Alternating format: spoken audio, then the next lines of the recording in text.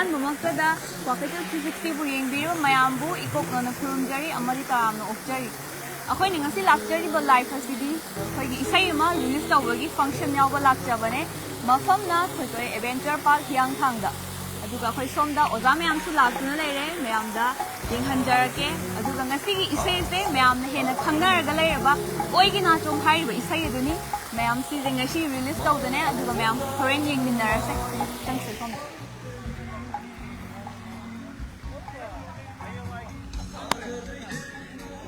ꯑꯩꯈꯣꯏꯒꯤ ꯑꯣꯖꯥ ꯃꯌꯥꯝꯁꯨ ꯁꯣꯝꯗ ꯂꯥꯛꯇꯨꯅ ꯂꯩꯕꯤꯔꯦ ꯃꯊꯪ ꯃꯊꯪ ꯎꯅꯖꯔꯛꯀꯦ ꯋꯥꯔꯤ ꯋꯥꯇꯥꯏ ꯁꯥꯟꯅꯖꯔꯛꯀꯦ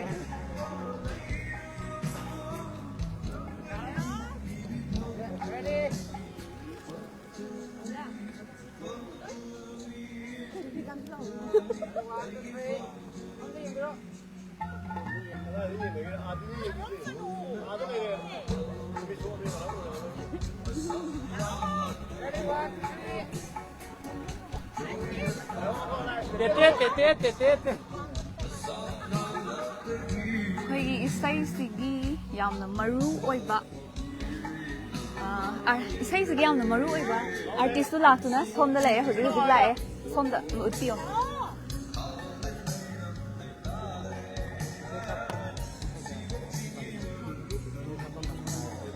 ꯇꯦꯇꯦ ꯁꯥꯄꯝ ꯂꯥꯛꯑꯦ ꯍꯧꯖꯤꯛ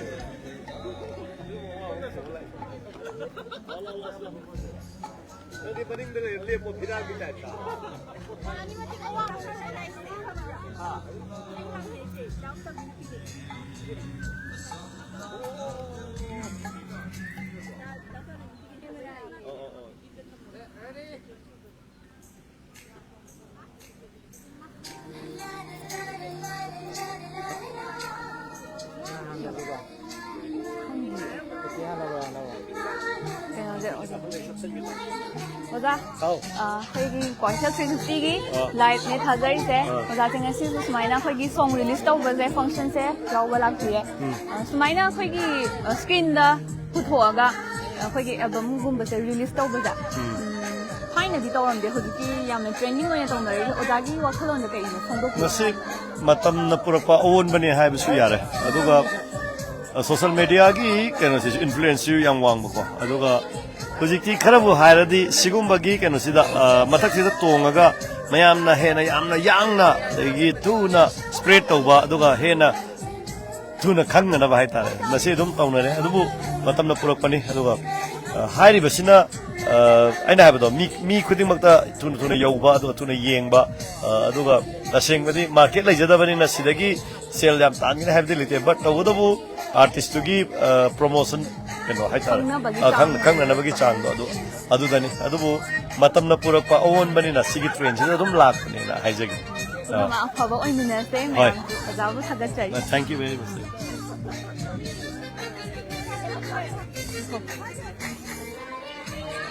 ꯃꯃꯥꯁꯦ ꯉꯁꯤ ꯑꯃꯨꯛ ꯊꯦꯡꯅꯔꯦ ꯃꯃꯥ ꯑꯝꯇ ꯈꯨꯔꯨꯝꯖꯔꯤ ꯉꯁꯤꯗꯤꯅꯦ ꯅꯟꯗꯦꯁꯣꯔꯤꯒꯤ ꯑꯣꯏꯒꯤ ꯅꯥꯆꯣꯝ ꯌꯦꯠꯇ ꯁꯤꯜꯍꯟꯕꯤꯔꯣ ꯀꯥꯏꯅ ꯍꯥꯏꯕ ꯌꯥꯝ ꯂꯥꯡꯖꯕꯗꯣ ꯃꯗꯩꯗ ꯑꯩꯁꯨ ꯃꯇꯦꯛ ꯑꯃ ꯌꯥꯎꯋꯦꯕꯀꯣ ꯏꯆꯥ ꯅꯨꯄꯥꯒ ꯅꯨꯡꯁꯤꯅꯕ ꯑꯣꯏꯗꯣꯏꯅꯦ ꯃꯣꯏꯁꯤꯅ ꯐꯤꯂꯝꯗꯨꯗꯀꯣ ꯑꯗ ꯏꯙꯧꯒ ꯑꯩꯒꯅ ꯃꯃꯥ ꯃꯄꯥ ꯑꯣꯏ ꯃꯇꯦꯛ ꯑꯃꯇꯪ ꯑꯗꯣ ꯁꯣꯡꯁꯦ ꯐꯤꯂꯝꯒꯤ ꯁꯣꯡ ꯑꯣꯏꯔꯛꯇꯣꯏꯔꯥ ꯃ꯭ꯌꯨꯖꯤꯛ ꯚꯤꯗꯤꯑꯣ ꯑꯣꯏꯗꯣꯏꯖꯥꯠꯂꯣ ꯃ꯭ꯌꯨꯖꯤꯛ ꯚꯤꯗꯤꯑꯣꯅꯦꯕ ꯍꯧꯖꯤꯛꯁꯤꯕꯨꯗꯤ ꯑꯗꯣ ꯀꯅꯥꯅ ꯈꯪꯅꯤ ꯃꯔꯥꯏꯕꯛ ꯐꯕ ꯑꯃꯅ ꯄꯥꯝꯃꯒ ꯂꯧꯈ꯭ꯔꯒꯗꯤ ꯍꯌꯦꯡ ꯇꯦꯇꯦꯅꯒ ꯍꯦꯔꯣꯏꯟ ꯀꯨꯝꯍꯜꯂꯒꯦ ꯀꯥꯟꯅ ꯍꯥꯏꯔꯛꯑꯗꯤ ꯃꯔꯥꯏꯕꯛ ꯐꯕ ꯄ꯭ꯔꯣꯗ꯭ꯌꯨꯁꯔ ꯑꯃ ꯂꯥꯛꯑꯗꯤ ꯑꯗꯨꯝ ꯂꯧꯈꯤꯗꯣꯏꯖꯥꯠꯅꯤ ꯑꯗꯨꯗꯤ ꯑꯩꯈꯣꯏꯒꯤ ꯉꯁꯤꯒꯤ ꯑꯣꯏꯒꯤ ꯅꯥꯆꯣꯝ ꯍꯥꯏꯔꯤꯕ ꯁꯣꯡꯁꯤꯗ ꯏꯁꯩꯁꯤꯗ ꯃꯃꯥꯁꯨ ꯑꯩꯈꯣꯏꯒꯤ ꯀꯥꯁꯇ ꯁꯔꯨꯛ ꯌꯥꯎꯕꯤꯔꯝꯃꯦ ꯃꯃꯥꯁꯦ ꯀꯩ ꯁꯥꯕ ꯑꯣꯏꯗꯣꯏꯅꯣ ꯑꯩꯁꯦ ꯁꯨꯔꯖꯀꯤ ꯃꯃꯥ ꯁꯥꯗꯣꯏꯕ ꯍꯦꯔꯣꯒꯤ ꯃꯃꯥ ꯁꯥꯗꯣꯏꯅꯦꯕ ꯃꯃꯥꯁꯦ ꯑꯩꯈꯣꯏꯒꯤ ꯃꯅꯤꯄꯨꯔꯁꯤꯗ ꯂꯩꯔꯤꯕ ꯊꯥꯏꯅꯒꯤ ꯃꯃꯥ ꯍꯣꯏꯒꯤ ꯃꯈꯥ ꯇꯥꯕ ꯑꯥꯔꯇꯤꯁ ꯈꯨꯗꯤꯡꯃꯛꯀꯤ ꯃꯃꯥ ꯉꯥꯛꯇꯅꯦꯕ ꯑꯣꯏꯔꯤꯁꯦ ꯃꯥꯅꯤ ꯑꯩꯒꯤ ꯃꯃꯥꯁꯨ ꯑꯃꯨꯛ ꯑꯣꯏꯕꯤꯔꯦ ꯑꯗꯨꯗꯤ ꯃꯣꯏꯒꯤ ꯍꯦꯔꯣꯏꯅꯤꯁꯦ ꯌꯥꯝꯅ ꯈꯧꯔꯥꯡꯅ ꯉꯥꯏꯕ ꯍꯦꯟꯅ ꯃꯌꯥꯝꯅ ꯄꯥꯝꯅꯕ ꯅꯨꯡꯁꯤꯕ ꯍꯦꯔꯣꯏꯅꯤ ꯃꯣꯏ ꯁꯤꯁꯦ ꯑꯃꯨꯛ ꯃꯃꯥ ꯎꯅꯖꯔꯨꯒꯦ ꯎꯅꯔꯨꯔꯣ Thank you.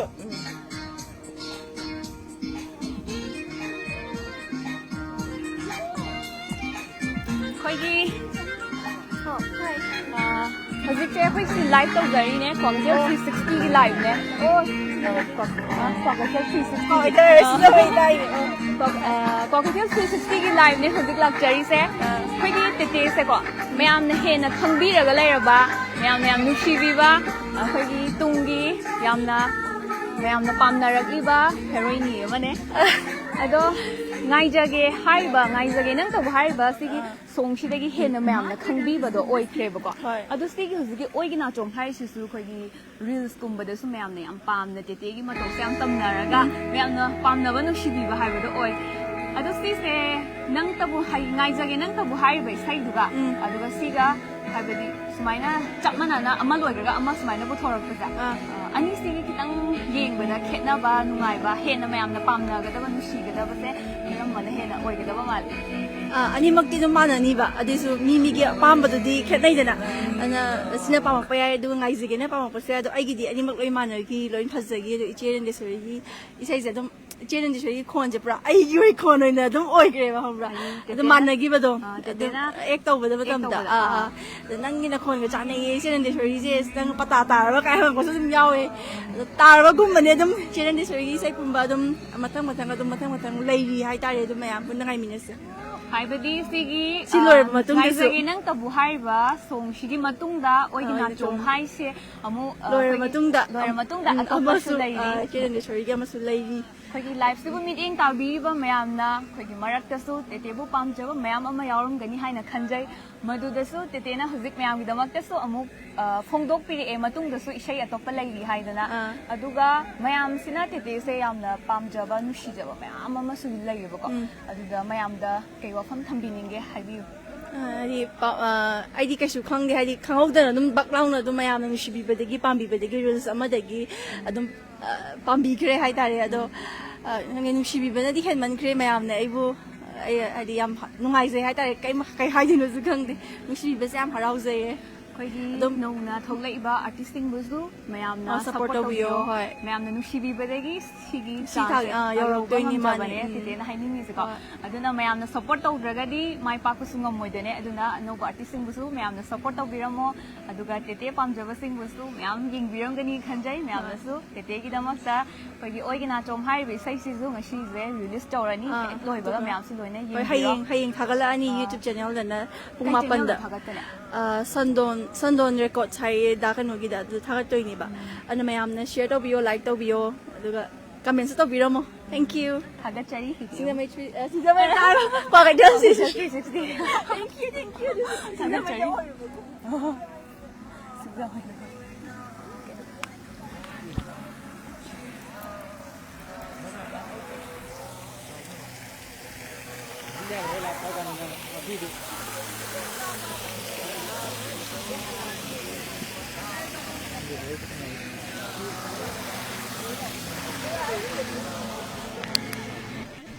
I see you come here, I have a dunk side, I have a dunk with you. Can go to or I said,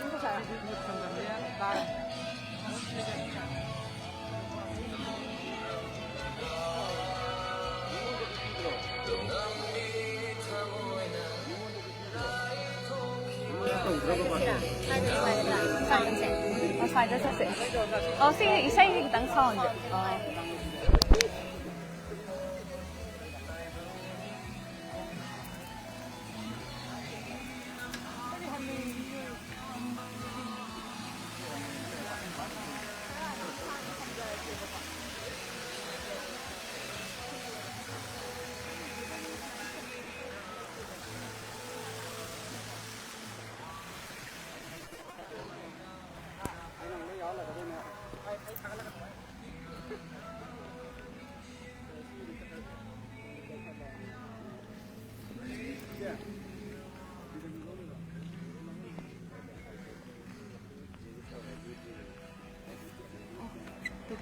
ꯁꯦ ꯇꯧꯗꯤ ꯇꯧꯋꯦꯕꯀꯣ ꯑꯗꯨꯒ ꯁꯨꯃꯥꯏꯅ ꯆꯥꯎꯅꯗꯤ ꯇꯧꯗꯕ ꯍꯥꯏꯇꯥꯔꯦ ꯑꯗꯨꯝ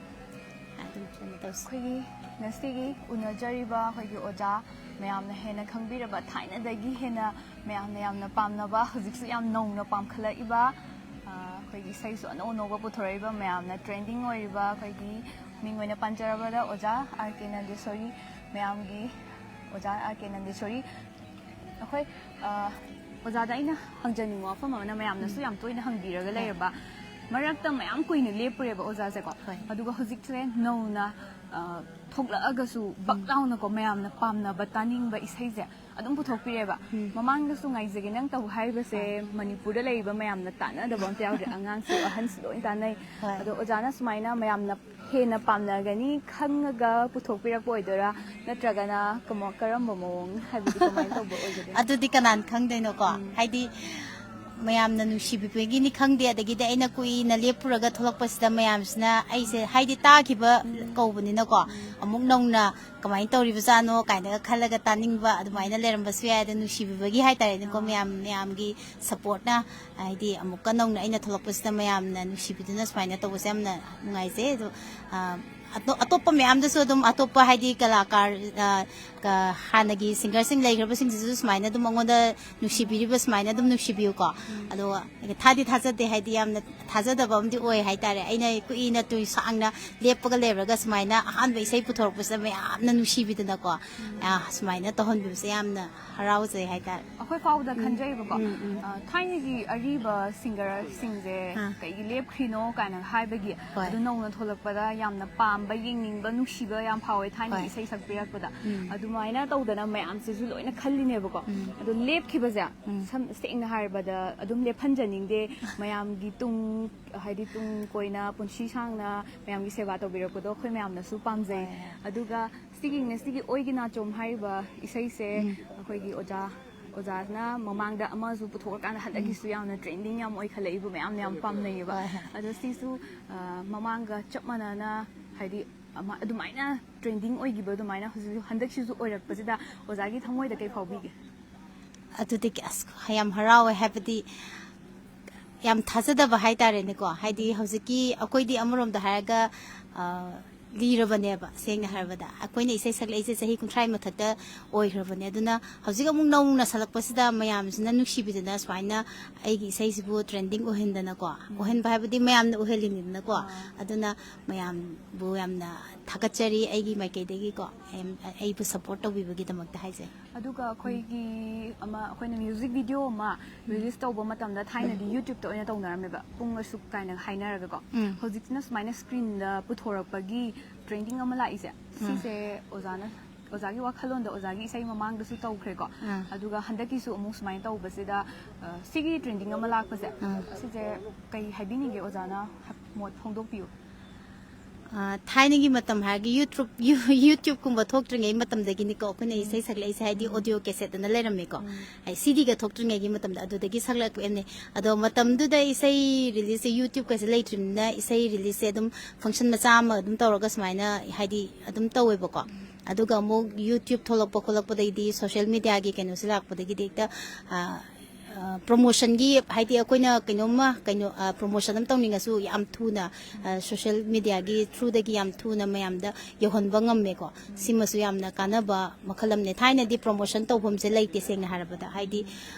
ꯁꯣꯁꯤꯌꯦꯜ ꯃꯤꯗꯤꯌꯥ ꯍꯥꯏꯕ ꯑꯃ ꯊꯣꯛꯇ꯭ꯔꯤ ꯑꯗꯒꯤꯗꯤ ꯈꯪꯗꯦ ꯁꯤꯒꯨꯝꯕꯒꯤ ꯀꯩꯅꯣꯁꯦ ꯊꯣꯛꯇꯦꯕ ꯑꯗꯨꯅ ꯍꯧꯖꯤꯛ ꯁꯨꯃꯥꯏꯅ ꯁꯣꯁꯤꯌꯦꯜ ꯃꯤꯗꯤꯌꯥ ꯑꯃ ꯂꯩꯔꯛꯇꯅ ꯑꯩꯈꯣꯏꯅ ꯄ꯭ꯔꯣꯃꯣꯁꯟ ꯇꯧꯅꯤꯡꯉꯤꯕ ꯆꯥꯡꯁꯦꯀꯣ ꯁꯤ ꯇꯧꯔꯤꯕꯁꯤꯁꯨ ꯌꯥꯝꯅ ꯐꯩꯌꯦꯅ ꯍꯥꯏꯅꯤꯡꯉꯦ ꯍꯥꯏꯗꯤ ꯊꯥꯏꯅꯒꯤ ꯃꯇꯝꯗꯗꯤ ꯁꯤꯒꯤ ꯏꯁꯩ ꯑꯅꯧꯕ ꯑꯃꯁꯦ ꯄꯨꯊꯣꯛꯑꯦ ꯍꯥꯏꯕꯗꯣ ꯃꯌꯥꯝ ꯈꯔ ꯈꯛꯇꯅꯦꯕ ꯌꯥꯝ ꯋꯥꯅ ꯌꯧꯍꯟꯗꯣꯏꯅꯦ ꯆꯍꯤ ꯊꯥ 4-5ꯒ ꯑꯩꯈꯣꯏꯅꯒ ꯂꯦꯞꯇꯅꯒ ꯄꯔꯐꯣꯔꯃꯦꯟꯁ ꯇꯧꯔ ꯃꯇꯨꯡꯗꯒꯀꯣ ꯇꯥꯍꯜꯂꯀꯥꯟꯗꯒ ꯑꯗꯨꯃꯥꯏꯅ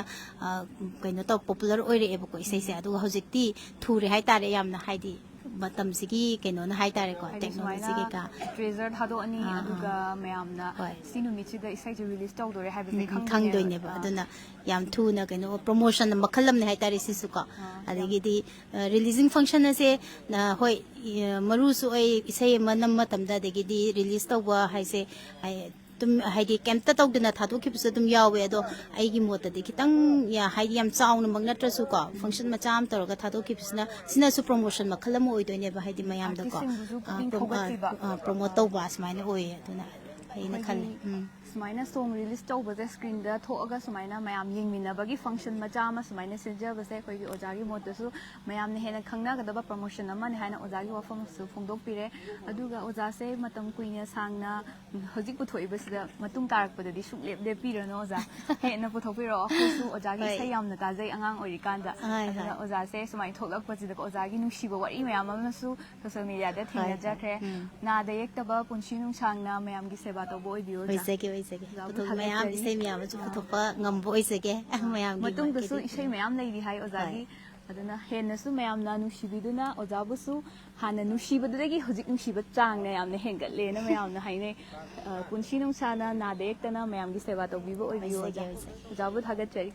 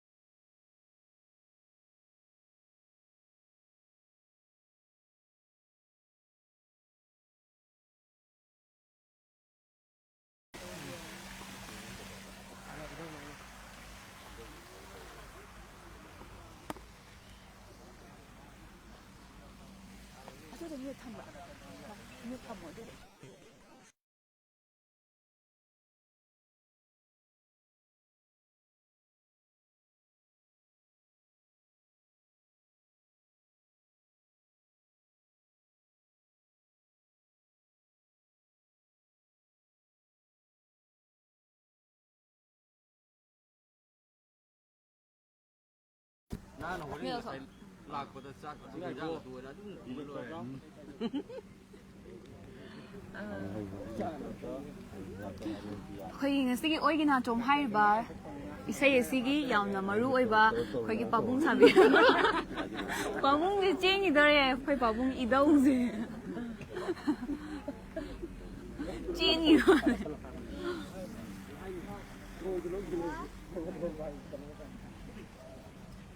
ꯄꯥꯕꯨꯡ ꯑꯣꯖꯥ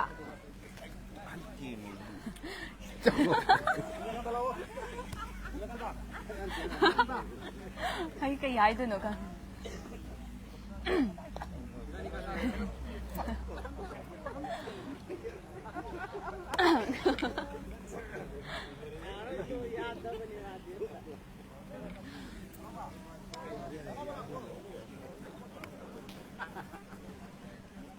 ꯑꯩ ꯁꯤꯗ ꯐꯝꯖꯔꯛꯀꯦ ꯌꯥꯕ꯭ꯔꯥ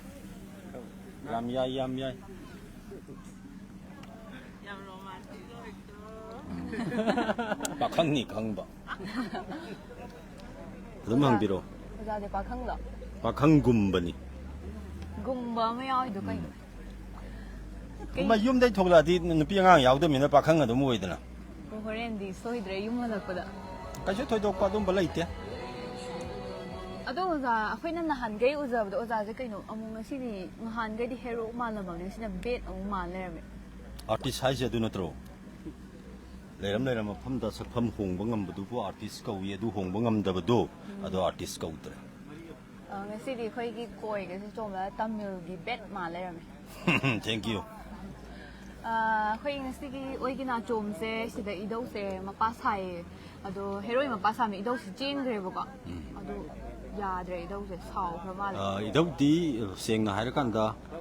ꯐꯤꯂꯝꯗ ꯆꯣꯡꯁꯤꯜꯂꯒ ꯗ꯭ꯔꯃꯥꯗ ꯆꯣꯡꯁꯤꯜꯂꯒ ꯅꯩꯔꯛꯄꯩ ꯋꯥꯅꯤ ꯃꯥꯏꯀ꯭ꯔꯣꯐꯣꯟ ꯄꯤꯁꯜꯂꯨꯔꯒꯗꯤ ꯏꯙꯧꯒꯤ ꯈ꯭ꯋꯥꯏꯗꯒꯤ ꯑꯁꯥꯎꯕꯤꯅꯤ ꯍꯩꯅꯖꯗꯕ ꯑꯣꯏꯕ ꯍꯩꯅꯖꯗꯕꯗꯨ ꯑꯗꯨ ꯉꯁꯤꯒꯤ ꯁꯨꯃꯥꯏꯅ ꯇꯦꯇꯦꯅ ꯃꯌꯥꯝꯁꯦ ꯊꯃꯣꯏ ꯁꯨꯝꯍꯠꯄ ꯑꯗꯨꯒ ꯃꯌꯥꯝꯕꯨ ꯄꯨꯛꯅꯤꯡ ꯆꯤꯡꯁꯟꯕ ꯏꯁꯩ ꯑꯃ ꯑꯣꯏꯗꯣꯏꯅꯦꯕꯀꯣ ꯍꯣꯏ ꯑꯗꯨ ꯁꯤꯒꯤ ꯃꯇꯥꯡꯁꯤꯗ ꯑꯣꯖꯥꯁꯨ ꯁꯔꯨꯛ ꯌꯥꯕ ꯂꯥꯛꯄꯤꯔꯤ ꯐꯪꯁꯟꯁꯦꯀꯣ ꯍꯣꯏ ꯀꯩꯁꯨ ꯍꯥꯏꯅꯤꯡꯉꯥꯏꯗꯤ ꯂꯩꯖꯗꯦ ꯑꯗꯣ ꯑꯣꯖꯥꯗ ꯁꯨꯝ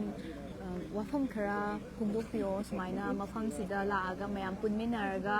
ꯔꯤꯂꯤꯁ ꯇꯧꯔꯒ ꯃꯌꯥꯝ ꯎꯅꯕꯒꯤ ꯇꯥꯟꯖꯥ ꯑꯃ ꯐꯪꯕꯁꯦ ꯑꯩꯈꯣꯏꯒꯤ ꯃꯤ ꯃꯌꯥꯝ ꯄꯨꯜꯂꯗꯤ ꯋꯥꯈꯜ ꯅꯨꯡꯉꯥꯏ ꯍꯥꯏꯅꯩ ꯑꯍꯜ ꯂꯃꯟꯁꯤꯡꯅ ꯑꯣꯖꯥꯒꯤ ꯋꯥꯈꯜꯂꯣꯟꯗ ꯀꯩ ꯊꯝꯕꯤꯌꯨ? ꯑꯩ ꯋꯥꯈꯜꯂꯣꯟꯗ ꯁꯦꯡꯅ ꯑꯩꯈꯣꯏ ꯍꯥꯟꯅ ꯂꯥꯛꯄꯤꯔꯤꯕꯁꯤꯡꯅꯁꯨ ꯑꯗꯨꯝ ꯈꯪꯕꯤꯔꯕꯅꯤ ꯐꯤꯂꯝ ꯔꯤꯂꯤꯁ ꯐꯤꯂꯝ ꯄ꯭ꯔꯤꯃꯤꯌꯔꯒꯥꯏꯁꯤꯗꯤ ꯑꯩꯈꯣꯏ ꯌꯥꯝ ꯇꯣꯏꯅ ꯎꯔꯦ ꯑꯗꯨꯃꯛꯄꯨ ꯃ꯭ꯌꯨꯖꯤꯛ ꯚꯤꯗꯤꯑꯣ ꯑꯦꯜꯕꯝ ꯄ꯭ꯔꯤꯃꯤꯌꯔ ꯇꯧꯕꯒꯥꯏꯁꯤ ꯍꯥꯟꯅ ꯇꯧꯅꯔꯝꯗꯦ ꯑꯗꯨꯕꯨ ꯁꯤꯆꯨꯋꯦꯁꯟꯒꯤ ꯃꯇꯝꯒꯤ ꯃꯇꯨꯡ ꯏꯟꯅ ꯁꯨꯃꯥꯏꯅ ꯐꯤꯂꯝ ꯑꯃꯗ ꯌꯥꯎꯕ ꯏꯁꯩꯕꯨ ꯑꯣꯏꯔꯣ ꯅꯠꯇ꯭ꯔꯒ ꯑꯇꯣꯞꯄ ꯑꯦꯜꯕꯝ ꯑꯃꯕꯨ ꯑꯣꯏꯔꯣ ꯔꯤꯂꯤꯁ ꯇꯧꯗꯨꯅ ꯃꯁꯤꯒꯤ ꯃꯥꯒꯤ ꯊꯥꯛ ꯑꯃ ꯊꯥꯡꯒꯠꯂꯛꯄꯁꯦ ꯃꯒꯨꯟ ꯂꯩꯍꯜꯂꯛꯄꯁꯦ ꯃꯁꯤ ꯌꯥꯝꯅ ꯅꯨꯡꯉꯥꯏꯖꯩꯅ ꯈꯟꯖꯩ ꯑꯗꯨꯒ ꯁꯦꯡꯅ ꯀꯩꯁꯨ ꯅꯠꯇꯕꯗ ꯀꯦꯃꯦꯔꯥ ꯑꯃ ꯂꯩꯔꯦ ꯑꯗꯒꯤ ꯍꯦꯔꯣ ꯅꯨꯄꯥ ꯃꯆꯥ ꯑꯃ ꯂꯩꯔꯦ ꯅꯨꯄꯤ ꯃꯆꯥ ꯑꯃ ꯂꯩꯔꯦ ꯍꯥꯏꯔꯒ ꯍꯦꯛꯇ ꯑꯩꯈꯣꯏꯒꯤ ꯄꯪꯄꯨꯗ ꯄꯨꯊꯣꯛꯄ ꯑꯦꯜꯕꯝꯁꯤꯡꯁꯨ ꯑꯩꯈꯣꯏ ꯂꯣꯏ ꯎꯏ ꯅꯣꯏ ꯑꯩꯈꯣꯏꯅ ꯎꯅꯔꯤ ꯃꯗꯨꯒꯨꯝꯕꯗꯣ ꯁꯤꯒꯨꯝꯕ ꯆꯠꯅꯕꯤ ꯑꯃꯈꯛ ꯂꯥꯛꯇꯥꯔꯒꯗꯤ ꯃꯌꯥꯝ ꯃꯃꯥꯡꯗ ꯄ꯭ꯔꯤꯃꯤꯌꯔ ꯑꯃ ꯇꯧꯗꯕ ꯌꯥꯗꯦ ꯍꯥꯏꯔꯛꯄ ꯇꯥꯔꯒꯗꯤ ꯃꯣꯏꯗ ꯁꯣꯏꯗꯅ ꯆꯦꯛꯁꯤꯟꯅꯤꯡꯕ ꯋꯥꯈꯜꯂꯣꯟ ꯑꯃ ꯁꯣꯏꯗꯅ ꯂꯥꯛꯀꯅꯤ ꯍꯥꯏꯕꯗꯤ ꯏꯔꯥꯏ ꯂꯥꯏꯅ ꯈꯜꯂꯝꯃꯤꯕ ꯄꯣꯠꯇꯨ ꯈꯤꯇꯪ ꯂꯨꯁꯟꯅ ꯃꯑꯣꯡ ꯇꯥꯅ ꯄꯨꯊꯣꯛꯅꯤꯡꯕꯒꯤ ꯄꯣꯠ ꯑꯃ ꯂꯥꯛꯀꯅꯦꯅ ꯈꯜꯂꯤ ꯑꯗꯣ ꯁꯨꯃꯥꯏꯅ ꯁꯤꯒꯨꯝꯕ ꯃꯐꯝ ꯑꯃꯗ ꯑꯩꯈꯣꯏꯒꯤ ꯊꯣꯏꯊꯣꯏ ꯑꯦꯗꯚꯦꯟꯆꯔ ꯄꯥꯔꯛ ꯍꯤꯌꯥꯡꯊꯥꯡꯅꯤ ꯃꯐꯝ ꯁꯤꯒꯨꯝꯕ ꯑꯇꯩ ꯃꯐꯝ ꯀꯌా ꯑꯃꯁꯨ ꯂꯩ ꯁꯤꯒꯨꯝꯕꯗ ꯄꯥꯔꯛꯁꯤꯗ ꯃꯌꯥꯝ ꯉꯥꯏꯍꯥꯛ ꯈꯪꯅ ꯆꯥꯟꯅꯕ ꯑꯗꯒꯤ ꯑꯩꯈꯣꯏꯒ ꯋꯥꯈꯜ ꯃꯥꯟꯅꯕ ꯂꯣꯏꯅꯖꯕ ꯑꯥꯔꯠꯀꯤ ꯂꯝꯗ ꯈꯣꯡꯗꯥꯕꯗ ꯄꯨꯟꯅ ꯆꯠꯃꯤꯟꯅꯕ ꯌꯥꯕ ꯃꯤꯑꯣꯏꯁꯤꯡ ꯄꯨꯟꯁꯤꯜꯂꯒ ꯃꯤ ꯌꯥꯝꯗꯕꯤꯗ ꯏꯆꯝ ꯆꯝꯅ ꯁꯨꯃꯥꯏꯅ ꯃ꯭ꯌꯨꯖꯤꯛ ꯚꯤꯗꯤꯑꯣ ꯑꯦꯜꯕꯝ ꯑꯃꯒ ꯔꯤꯂꯤꯁ ꯇꯧꯔꯒ ꯀꯔꯤꯒꯨꯝꯕ ꯑꯃ ꯆꯥꯃꯤꯟ ꯊꯛꯃꯤꯟꯅꯗꯨꯅ ꯑꯗꯒꯤ ꯏꯁꯩ ꯅꯣꯡꯃꯥꯏ ꯃꯇꯦꯛ ꯑꯃ ꯇꯥꯃꯤꯟꯅꯔꯒ ꯇꯧꯕꯁꯦ ꯑꯩꯈꯣꯏꯒꯤ ꯄꯨꯟꯁꯤꯒꯤ ꯅꯥꯗ ꯌꯦꯛꯇꯅꯕꯒꯤ ꯀꯔꯤꯒꯨꯝꯕ ꯂꯝꯕꯤ ꯑꯃꯈꯛꯇ ꯃꯤꯅꯤꯠ ꯑꯅꯤꯗ ꯑꯣꯏꯔꯁꯨ ꯁꯦꯀꯦꯟ ꯑꯃꯇ ꯑꯣꯏꯔꯁꯨ ꯄꯨꯟꯁꯤ ꯍꯤꯡꯕꯗ ꯁꯥꯡꯗꯣꯛꯅꯕꯒꯤ ꯌꯥꯝꯅ ꯑꯆꯧꯕ ꯃꯆꯥꯛꯅꯦꯅ ꯑꯩ ꯊꯝꯖꯅꯤꯡꯉꯤ ꯑꯣꯖꯥꯅ ꯊꯝꯕꯤꯕ ꯋꯥꯐꯝꯁꯦ ꯌꯥꯝꯅ ꯐꯖꯩ ꯑꯩꯈꯣꯏꯅ ꯊꯕꯛ ꯑꯃ ꯇꯧꯕ ꯀꯥꯟꯗ ꯂꯥꯏꯊꯣꯛꯅ ꯇꯧꯗꯕꯁꯤꯡ ꯆꯦꯛꯁꯤꯟꯅꯕꯒꯤꯗꯃꯛꯇꯁꯨ ꯌꯥꯝꯅ ꯃꯦꯁꯦꯖ ꯄꯤꯔꯤꯕ ꯊꯧꯔꯝ ꯑꯃꯅꯦ ꯑꯗꯨꯅ ꯃꯌꯥꯝꯅꯁꯨ ꯑꯣꯖꯥꯅ ꯍꯥꯏꯔꯤꯕꯁꯦ ꯊꯝꯕꯤꯔꯤꯕ ꯋꯥꯐꯝꯁꯦ ꯌꯥꯝꯅ ꯐꯖꯩ ꯑꯗꯨꯒ ꯉꯁꯤꯒꯤ ꯐꯖꯕ ꯍꯥꯏꯕꯗꯤ ꯃꯃꯜ ꯌꯥꯝꯂꯕ ꯋꯥꯍꯩ ꯈꯔ ꯑꯣꯖꯥꯅ ꯊꯝꯕꯤꯕꯒꯤ ꯑꯣꯖꯥꯕꯨꯁꯨ ꯊꯥꯒꯠꯆꯔꯤ ꯇꯔꯥꯝꯅ ꯑꯣꯛꯆꯔꯤ ꯍꯧꯈ꯭ꯔꯗꯤ ꯑꯗꯨꯝ ꯁꯥꯡꯕꯗꯣ ꯏꯙꯧꯒꯤ ꯃꯍꯨꯠꯁꯨ ꯑꯩꯅ ꯉꯥꯡꯉꯕꯅꯤꯀꯣ ꯏꯙꯧꯒꯤ ꯃꯍꯨꯠꯁꯨ ꯑꯣꯖꯥꯅ ꯑꯗꯨꯅꯤ ꯑꯩ ꯉꯁꯥꯏꯗꯩ ꯈꯟꯖꯕ ꯑꯩꯗ ꯍꯥꯏꯈ꯭ꯔꯦꯕ ꯏꯙꯧꯒꯤ ꯂꯩꯁꯥꯕꯤꯅ ꯂꯧꯕ ꯌꯥꯗꯕꯅꯤ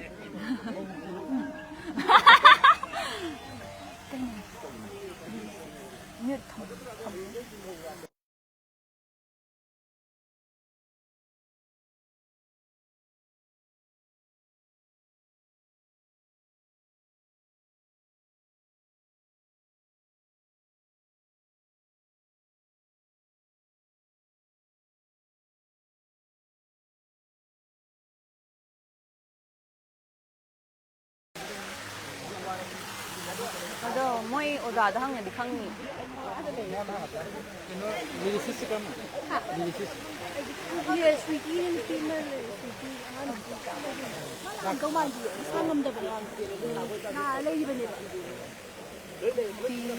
ꯀꯃꯥꯏ ꯂꯥꯏꯐꯁꯦ ꯂꯣꯏꯁꯤꯜꯂꯔꯣꯏꯖꯥꯔꯥ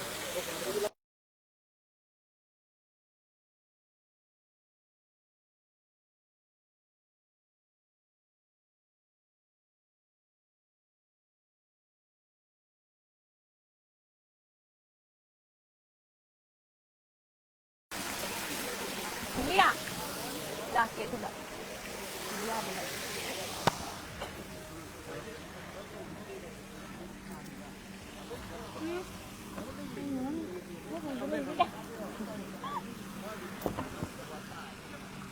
ꯃꯌꯥꯝꯁꯦ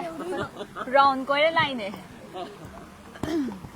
ꯀꯩꯝ ꯆꯥꯗ꯭ꯔꯤ ꯅꯪ ꯀꯩ ꯆꯥꯛ ꯆꯥꯕ ꯍꯪꯒꯦ ꯍꯥꯏꯔ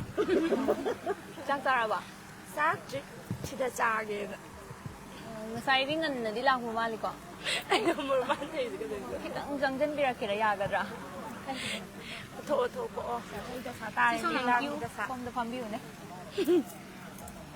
ꯑꯩꯈꯣꯏꯒꯤ ꯉꯁꯤꯒꯤ ꯑꯣꯏꯒꯤ ꯅꯥꯆꯣꯝꯁꯤꯒꯤ ꯃꯌꯥꯝꯅꯁꯨ ꯎꯕꯤꯕ ꯐꯪꯒꯅꯤ ꯍꯣꯔꯦꯟ ꯁ꯭ꯀ꯭ꯔꯤꯟꯗ ꯑꯩꯈꯣꯏꯒꯤ ꯖꯨꯂꯤꯌꯥ ꯇꯜꯂꯦꯗ ꯌꯨꯇ꯭ꯌꯨꯕꯇꯗꯤ ꯋꯥ ꯌꯥꯝ ꯉꯥꯡꯉꯦ ꯑꯗꯣ ꯁꯤꯁꯨ ꯌꯨꯇ꯭ꯌꯨꯕ ꯀꯥꯏꯖꯩꯌꯦ. ꯃꯈꯜ ꯑꯃꯅꯦ ꯀ꯭ꯋꯥꯀꯩꯊꯦꯜ 360ꯒꯤ ꯂꯥꯏꯚꯅꯦ ꯃꯌꯥꯝꯁꯨ ꯌꯦꯡꯕꯤꯔꯝꯒꯅꯤ ꯈꯟꯖꯩ ꯃꯌꯥꯝꯁꯦ ꯔꯥꯎꯟ ꯀꯣꯏꯔꯒ ꯂꯥꯛꯆꯕꯗ ꯑꯩꯒꯤ ꯐ꯭ꯔꯦꯟꯁꯤꯗ ꯊꯨꯡꯖꯔꯦ ꯀꯅꯥ ꯀꯅꯥ ꯂꯥꯛꯃꯤꯟꯅꯒꯦ ꯑꯩꯈꯣꯏ ꯃꯃꯥꯅꯦ ꯑꯗꯩ ꯕꯣꯅꯤꯇꯥ ꯃꯥꯒ ꯑꯩꯈꯣꯏ ꯑꯍꯨꯝ ꯑꯗꯩ ꯗꯗꯥꯁꯤꯒ ꯂꯥꯛꯑꯦ ꯑꯩꯈꯣꯏꯒꯤ ꯑꯣꯏꯒꯤ ꯅꯥꯆꯣꯝ ꯍꯥꯏꯔꯤꯕꯁꯤꯗ ꯑꯩꯈꯣꯏ ꯍꯣꯔꯦꯟ ꯁ꯭ꯀ꯭ꯔꯤꯟꯗ ꯎꯕꯤꯕ ꯐꯪꯒꯅꯤ ꯃꯌꯥꯝꯅ ꯑꯩꯈꯣꯏꯒꯤ ꯑꯩꯒꯤ ꯅꯥꯀꯟꯗ ꯐꯝꯖꯔꯤꯕ ꯖꯨꯂꯤꯌꯥ ꯅꯪ ꯌꯨꯝꯅꯥꯛꯇꯣ ꯅꯥꯎꯔꯦꯝ ꯅꯥꯎꯔꯦꯝ ꯖꯨꯂꯤꯌꯥ ꯅꯥꯎꯔꯦꯝꯁꯨ ꯍꯣꯔꯦꯟ ꯎꯕꯤꯕ ꯐꯪꯒꯅꯤ ꯃꯌꯥꯝ ꯑꯩꯈꯣꯏꯒꯤ ꯑꯥꯔꯇꯤꯁ ꯑꯅꯝꯕꯅꯗꯤ ꯌꯧꯁꯜꯂꯛꯑꯦ ꯑꯗꯣ ꯈꯔ ꯌꯧꯁꯜꯂꯛꯇꯕ ꯈꯔ ꯂꯩꯔꯤ ꯍꯦꯔꯣꯁꯨ ꯌꯧꯁꯜꯂꯛꯇ꯭ꯔꯤ ꯍꯦꯔꯣ ꯉꯥꯏꯔꯤ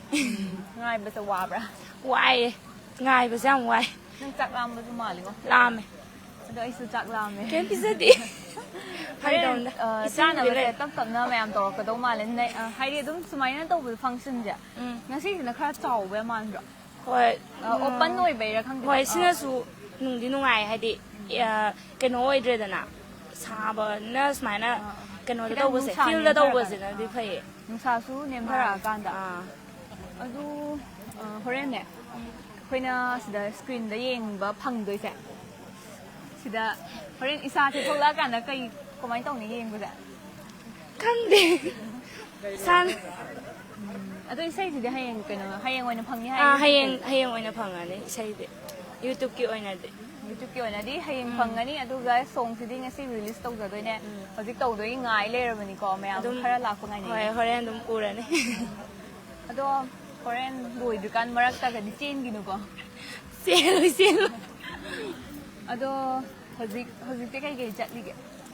hauji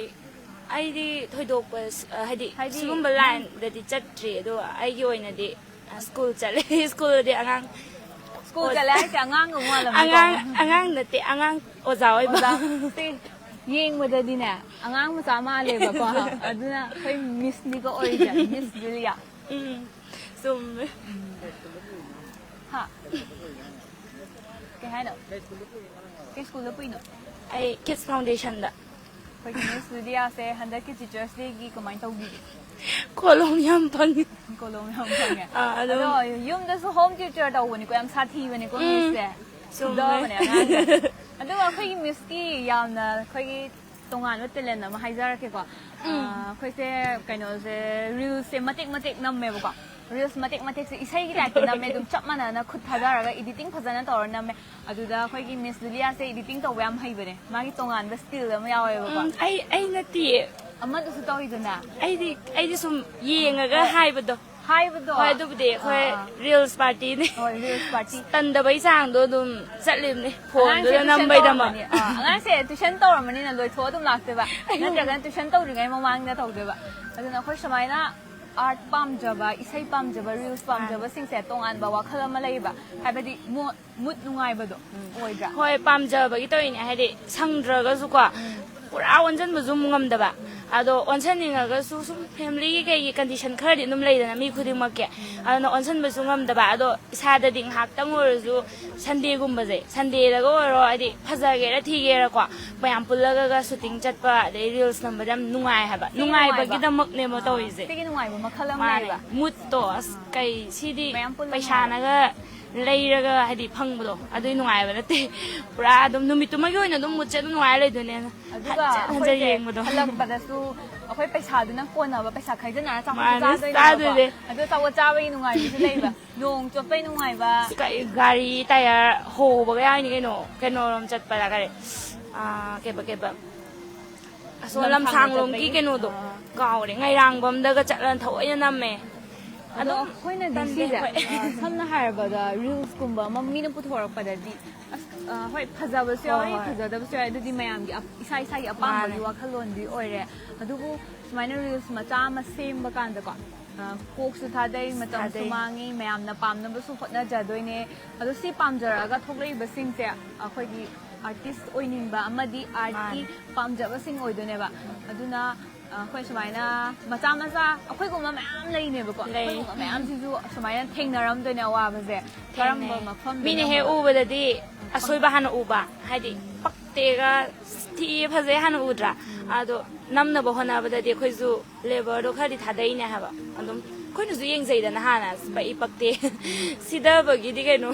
ꯑꯗꯨꯝ ꯅꯝꯕꯔ ꯋꯥꯟ ꯃꯥ ꯀꯃꯦꯟꯗ ꯑꯗꯨꯝ ꯑꯗꯨ ꯃꯌꯥꯝꯅ ꯁꯤꯗꯕꯤꯔꯁꯨ ꯑꯗꯨꯝ ꯍꯣꯏ. ꯇꯥꯖꯒꯦ ꯁꯤꯗꯕꯤꯔꯁꯨ ꯃꯌꯥꯝ ꯑꯩꯈꯣꯏ ꯍꯦꯟꯅ ꯍꯔꯥꯎꯖꯩ ꯁꯤꯗꯔꯁꯨ ꯑꯩꯈꯣꯏ ꯄꯦꯟꯗꯕꯗꯣ ꯀꯔꯝꯕ ꯃꯌꯥꯝꯅ ꯀꯃꯥꯏꯅ ꯇꯧꯔꯒ ꯍꯦꯟꯅ ꯄꯦꯟꯒꯗꯒꯦ ꯍꯥꯏꯕꯗꯣ ꯍꯣꯏ ꯑꯗꯨꯁꯨ ꯐꯖꯕ ꯂꯣꯟꯗ ꯍꯥꯏꯇꯥꯔꯦ ꯐꯖꯕ ꯂꯣꯟꯗ ꯇꯥꯅꯤꯡꯉꯤꯗꯅ ꯑꯗꯨꯅ ꯑꯩꯈꯣꯏꯒꯤ ꯔꯤꯜꯁ ꯁꯦꯝꯒꯠꯂꯛꯏꯕ ꯃꯤꯑꯣꯏꯕ ꯍꯥꯏꯒꯗ꯭ꯔꯥ ꯃꯤꯁꯤꯡꯁꯦ ꯍꯥꯏꯇꯥꯔꯦꯀꯣ ꯍꯣꯏ. ꯔꯤꯜꯁ ꯁꯦꯝꯒꯠꯂꯛꯏꯕ ꯑꯩꯈꯣꯏꯒꯤ ꯌꯨꯠ ꯃꯌꯥꯝꯁꯦ ꯁꯨꯝꯕ ꯃꯌꯥꯝꯁꯤꯁꯨ ꯄꯨꯛꯅꯤꯡ ꯊꯧꯒꯠꯄꯤꯌꯨ ꯃꯌꯥꯝꯅ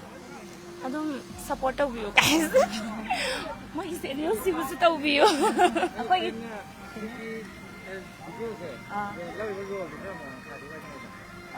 ꯇꯦꯇꯦꯒꯤ ꯐ꯭ꯔꯦꯟ ꯑꯣꯏꯗꯣꯏ ꯅꯠꯇ꯭ꯔꯣ ꯑꯥꯎ ꯏꯃꯥꯟꯅꯕꯤ ꯑꯩꯈꯣꯏꯒꯤ ꯉꯁꯤꯒꯤ ꯑꯣꯏꯒꯤ ꯅꯥꯆꯣꯝ ꯍꯥꯏꯔꯤꯕ ꯏꯁꯩꯁꯤꯗ ꯑꯩꯈꯣꯏꯒꯤ ꯖꯨꯂꯤꯌꯥ ꯅꯥꯎꯔꯦꯝꯁꯦ ꯇꯦꯇꯦꯒꯤ ꯐ꯭ꯔꯦꯟ ꯑꯣꯏꯗꯣꯏꯅꯦ ꯃꯌꯥꯝꯅꯁꯨ ꯏꯁꯩꯁꯦ ꯍꯌꯦꯡ ꯊꯣꯛꯂꯛꯑꯒ ꯖꯨꯂꯤꯌꯥ ꯅꯥꯎꯔꯦꯝꯁꯦ ꯍꯧꯖꯤꯛ ꯑꯩ ꯋꯥꯔꯤ ꯁꯥꯟꯅꯩꯁꯤꯗꯤ ꯎꯕ꯭ꯔꯥ ꯌꯦꯡꯕꯤꯌꯨ ꯀꯃꯦꯟ ꯑꯗꯨꯝ ꯄꯤꯁꯟꯕꯤꯔꯛꯑꯣ ꯀꯥꯏ ꯎꯕ꯭ꯔꯥ ꯖꯨꯂꯤꯌꯥ ꯅꯥꯎꯔꯦꯝ ꯌꯥꯎꯔꯦ ꯀꯥꯏꯅ ꯀꯃꯦꯟ ꯄꯤꯕꯤꯔꯝꯃꯣ ꯑꯗꯨꯃꯥꯏꯅ ꯀꯃꯦꯟꯒ ꯄꯤꯔꯛꯄꯁꯦ ꯌꯥꯝ ꯅꯨꯡꯉꯥꯏꯕꯅꯦ ꯅꯨꯡꯉꯥꯏꯗꯣꯏꯅꯤ ꯀꯩꯅꯣ ꯑꯈꯪꯕ ꯑꯃ ꯌꯥꯎꯔꯦꯅ ꯑꯗꯣ ꯑꯩꯈꯣꯏ ꯁꯣꯝ ꯅꯥꯀꯟꯗ ꯐꯝꯕꯤꯔꯤꯕꯁꯤꯁꯨ ꯁꯤꯁꯇꯔꯁꯤꯁꯨ ꯕꯣꯅꯤꯇꯥ ꯑꯣꯏꯗꯣꯏꯅꯦꯀꯣ ꯕꯣꯅꯤꯇꯥ ꯌꯨꯝꯅꯥꯛꯇꯤ ꯀꯧꯊꯣꯛꯆꯈ꯭ꯔꯦꯀꯣ ꯑꯩꯈꯣꯏꯒꯤ ꯕꯣꯅꯤꯇꯥꯁꯤꯁꯨ ꯍꯣꯔꯦꯟ ꯁ꯭ꯀ꯭ꯔꯤꯟꯗ ꯎꯕꯤꯕ ꯐꯪꯒꯅꯤ ꯍꯣꯔꯦꯟ ꯏꯁꯩꯁꯦ ꯃꯌꯥꯝꯅꯗꯤ ꯍꯥꯏꯕꯗꯤ ꯍꯌꯦꯡꯗꯩ ꯎꯗꯣꯏꯅꯦ ꯃꯌꯥꯝꯅ ꯑꯩꯈꯣꯏ ꯁꯤꯗ ꯈꯔ ꯂꯩꯔꯤꯕꯁꯤꯅꯗꯤ ꯕꯣꯅꯤꯇꯥꯁꯦ ꯍꯣꯔꯦꯟ ꯁ꯭ꯀ꯭ꯔꯤꯟꯗ ꯌꯥꯎꯔꯝꯗꯣꯏꯅꯤꯀꯣ ꯌꯥꯎꯗꯣꯏꯅꯦ ꯏꯁꯩꯁꯦ ꯍꯥꯟꯅ ꯃꯃꯥꯡꯗ ꯃꯌꯥꯝ ꯌꯥꯎꯈ꯭ꯔꯕ ꯌꯥꯎꯕꯁꯦ ꯑꯗꯨꯝ ꯈꯔꯗꯤ ꯑꯗꯨꯝ ꯌꯥꯎꯔꯦ ꯃꯌꯥꯝ ꯀꯥ ꯍꯦꯟꯅꯗꯤ ꯌꯥꯎꯗ꯭ꯔꯤ ꯑꯗꯣ ꯁꯤꯒꯤ ꯑꯣꯏꯒꯤ ꯅꯥꯆꯣꯝ ꯍꯥꯏꯔꯤꯕꯁꯤꯗꯒꯤ ꯃꯌꯥꯝꯅꯁꯨ ꯂꯩꯁꯥꯕꯤꯁꯦ ꯌꯦꯡꯖꯜ ꯇꯧꯕꯤꯔꯣ ꯃꯁꯛ ꯐꯖꯕꯁꯦ ꯄꯥꯈꯪ ꯌꯥꯎꯔꯒꯗꯤ ꯀꯃꯦꯟ ꯄꯤꯁꯟꯕꯤꯔꯝꯃꯣ ꯉꯁꯥꯏꯗꯒꯤ ꯂꯥꯛꯄꯁꯦ ꯀꯨꯏꯔꯕ ꯃꯥꯜꯂꯦꯀꯣ ꯉꯥꯏꯍꯥꯛ ꯑꯣꯏꯔꯦ ꯉꯥꯏꯕꯁꯦ ꯋꯥꯕ꯭ꯔꯥ ꯉꯥꯏꯕꯁꯤꯗꯤ ꯂꯥꯝꯃꯦ ꯑꯗꯣ ꯍꯣꯔꯦꯟ ꯉꯥꯏꯍꯥꯛ ꯂꯩꯔꯒ ꯍꯧꯖꯤꯛ ꯏꯁꯩꯁꯦ ꯍꯧꯔꯅꯤ ꯑꯗꯨꯒ ꯑꯩꯈꯣꯏ ꯆꯥꯅꯕꯁꯨ ꯀꯩꯅꯣ ꯃꯌꯥꯝ ꯁꯤꯟꯕ ꯃꯥꯜꯂꯤꯀꯣ ꯍꯣꯔꯦꯟ ꯆꯥꯛ ꯂꯥꯝꯕ ꯁꯣꯏ ꯐꯔꯅꯤ ꯏꯁꯩꯗꯤ ꯌꯦꯡꯉꯀꯥꯟꯗꯗꯤ ꯆꯥꯛ ꯂꯥꯝꯕ ꯀꯥꯎꯈꯤꯗꯣꯏꯅꯦ ꯏꯁꯩꯗꯤ ꯌꯦꯡꯉꯒꯗꯤ ꯂꯥꯝꯕ ꯐꯔꯅꯤ ꯌꯥꯝ ꯅꯨꯡꯉꯥꯏꯖꯔꯦ ꯃꯌꯥꯝ ꯑꯩꯈꯣꯏꯒꯤ ꯁꯤꯁꯇꯔ ꯑꯅꯤꯒ ꯋꯥꯔꯤ ꯁꯥꯟꯅꯖꯕꯒꯤ ꯑꯩꯁꯨ ꯁꯨꯝ ꯆꯥꯟꯁ ꯂꯧꯔꯒ ꯋꯥꯕꯩ ꯐꯝꯕꯅꯤꯗ ꯉꯥꯏꯍꯥꯛ ꯍꯥꯏꯗꯤ ꯁꯨꯃꯥꯏꯅ ꯐꯝꯃꯒ ꯋꯥꯔꯤ ꯁꯥꯟꯅꯕꯁꯤꯅ ꯅꯨꯡꯉꯥꯏꯌꯦꯕ ꯁꯣꯝꯗ ꯑꯃꯨꯛ ꯆꯠꯂꯁꯤ ꯑꯩꯈꯣꯏ ꯑꯁꯣꯝ ꯅꯥꯀꯟꯗ ꯑꯃꯨꯛ ꯌꯦꯡꯉꯨꯁꯤ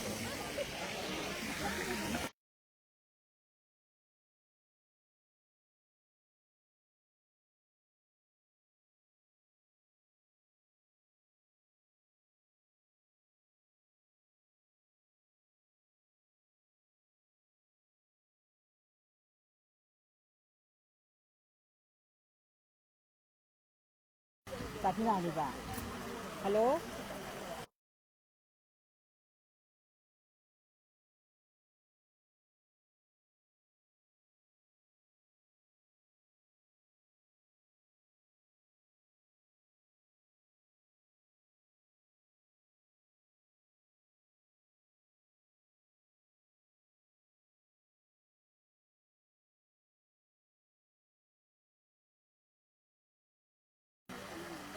ꯑꯩꯅ ꯄꯥꯝꯃꯤꯁꯦ ꯑꯉꯥꯡ ꯅꯠꯇꯦꯀꯣ ꯑꯩꯈꯣꯏꯒꯤ ꯗꯃꯤꯒꯤ ꯑꯩꯒꯤ ꯁꯝꯖꯥꯔꯦ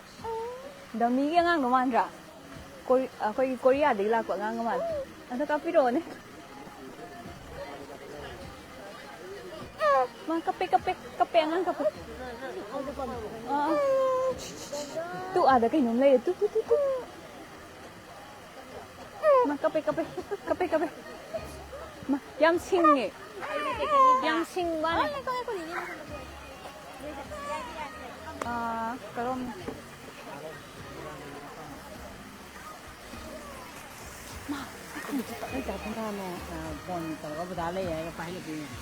ꯑꯩ ꯀꯥꯎꯋꯦ ꯑꯗꯨꯗꯤ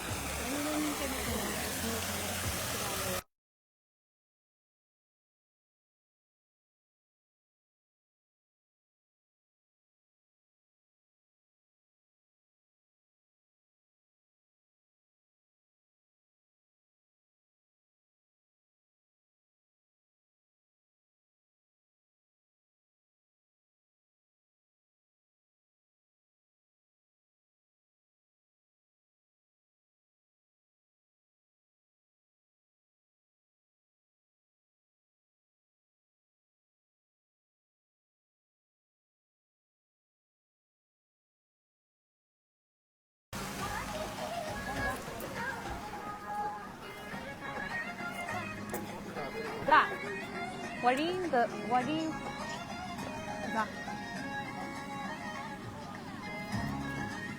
so za ni mana ta lai ba zai sai ko ba mu ci kulli ga ya saban ya ya idun karanta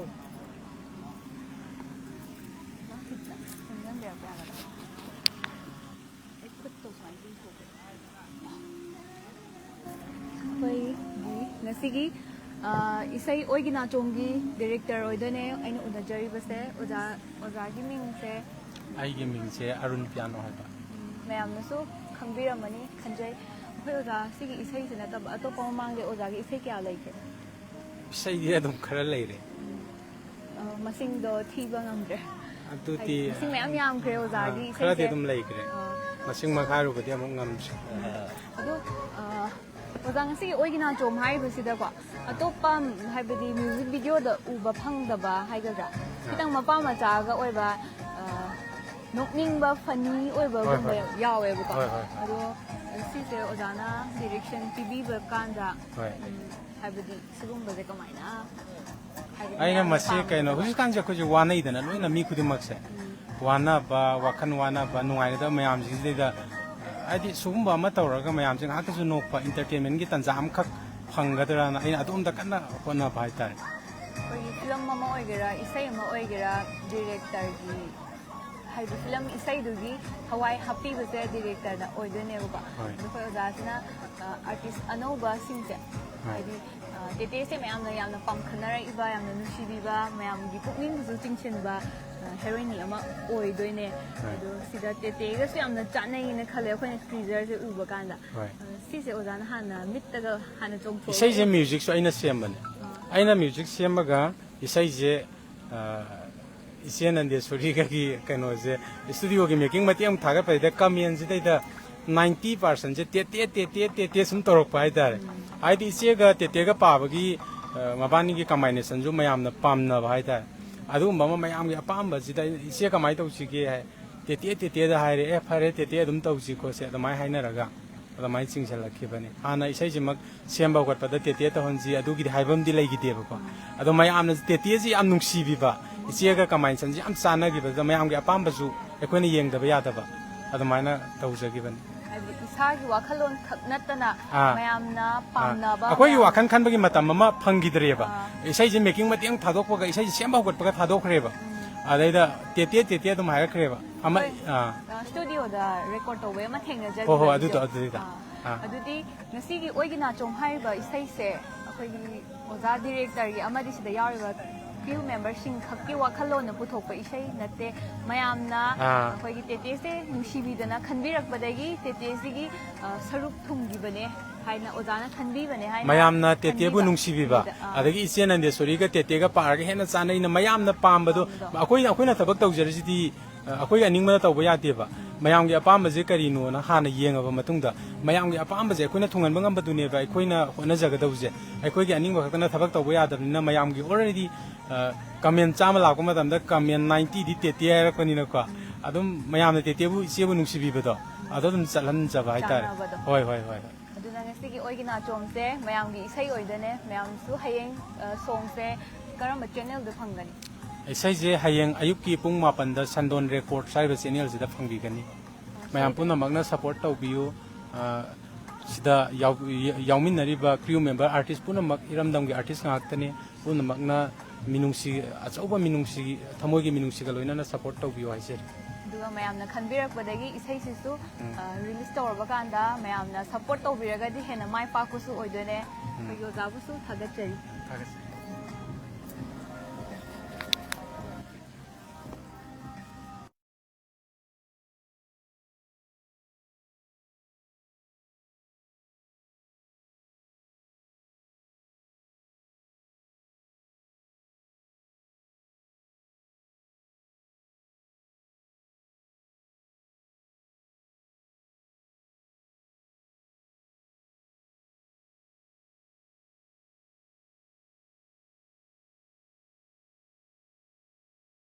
Bema Nanti jening gangi ba Kau ba Mut nine trawan si bada kapad o Kambro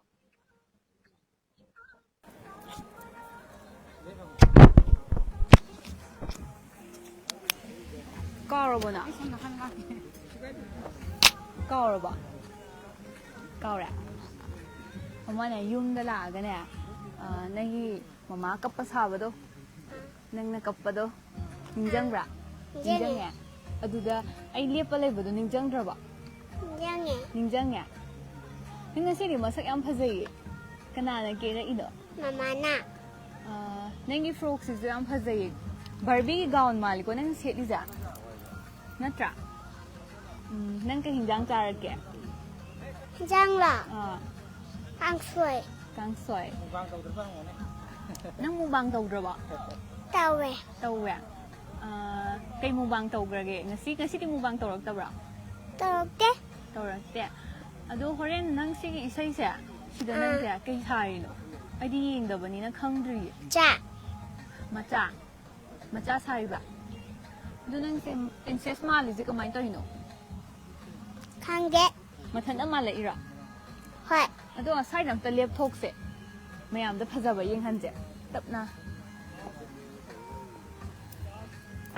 koi sida video nammi ne ba kwa film live video ne film ga chap ma nei ba kwa ado mayam da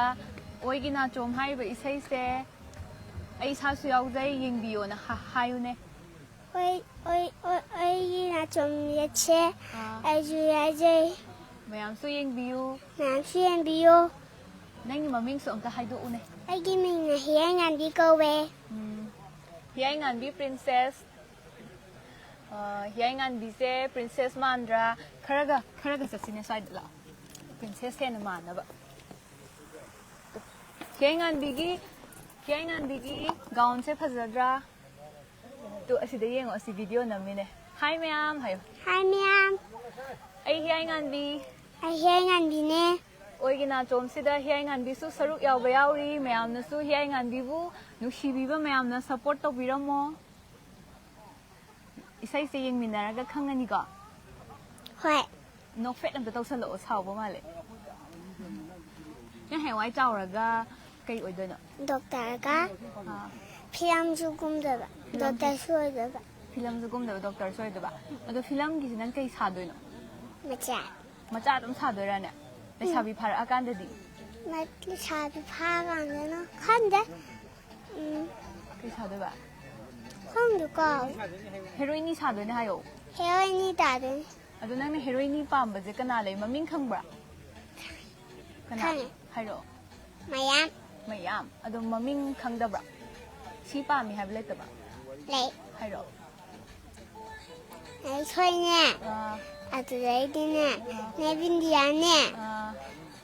아들에이디 니네가 노네 네반티네 니네가 노네 네반티네 니네가 노가 kau gre adudi nang sigi sumaina isai gi ma'am lak pa se nang sima nangi nang yaw ba film da su amuk chat to ra cat kai numit chat to le 나 20다네 리리 사말레야 뚜쳤다가 de 20 da munai draba nu si ba da adugi film da aduda nang kai sai macha 아마차 aduda chi che ga mung theng na si ko 헐 ai kau ra roi ko 아 ai gi maming di khang bra 근데 dik lang ko ai ga theng na ba da kamai ko rok toi ba na 리랑 니네 리랑 hai tong na si ko 아 hiai ngan bi se la si da phom la princess ne ai na thang da lai ko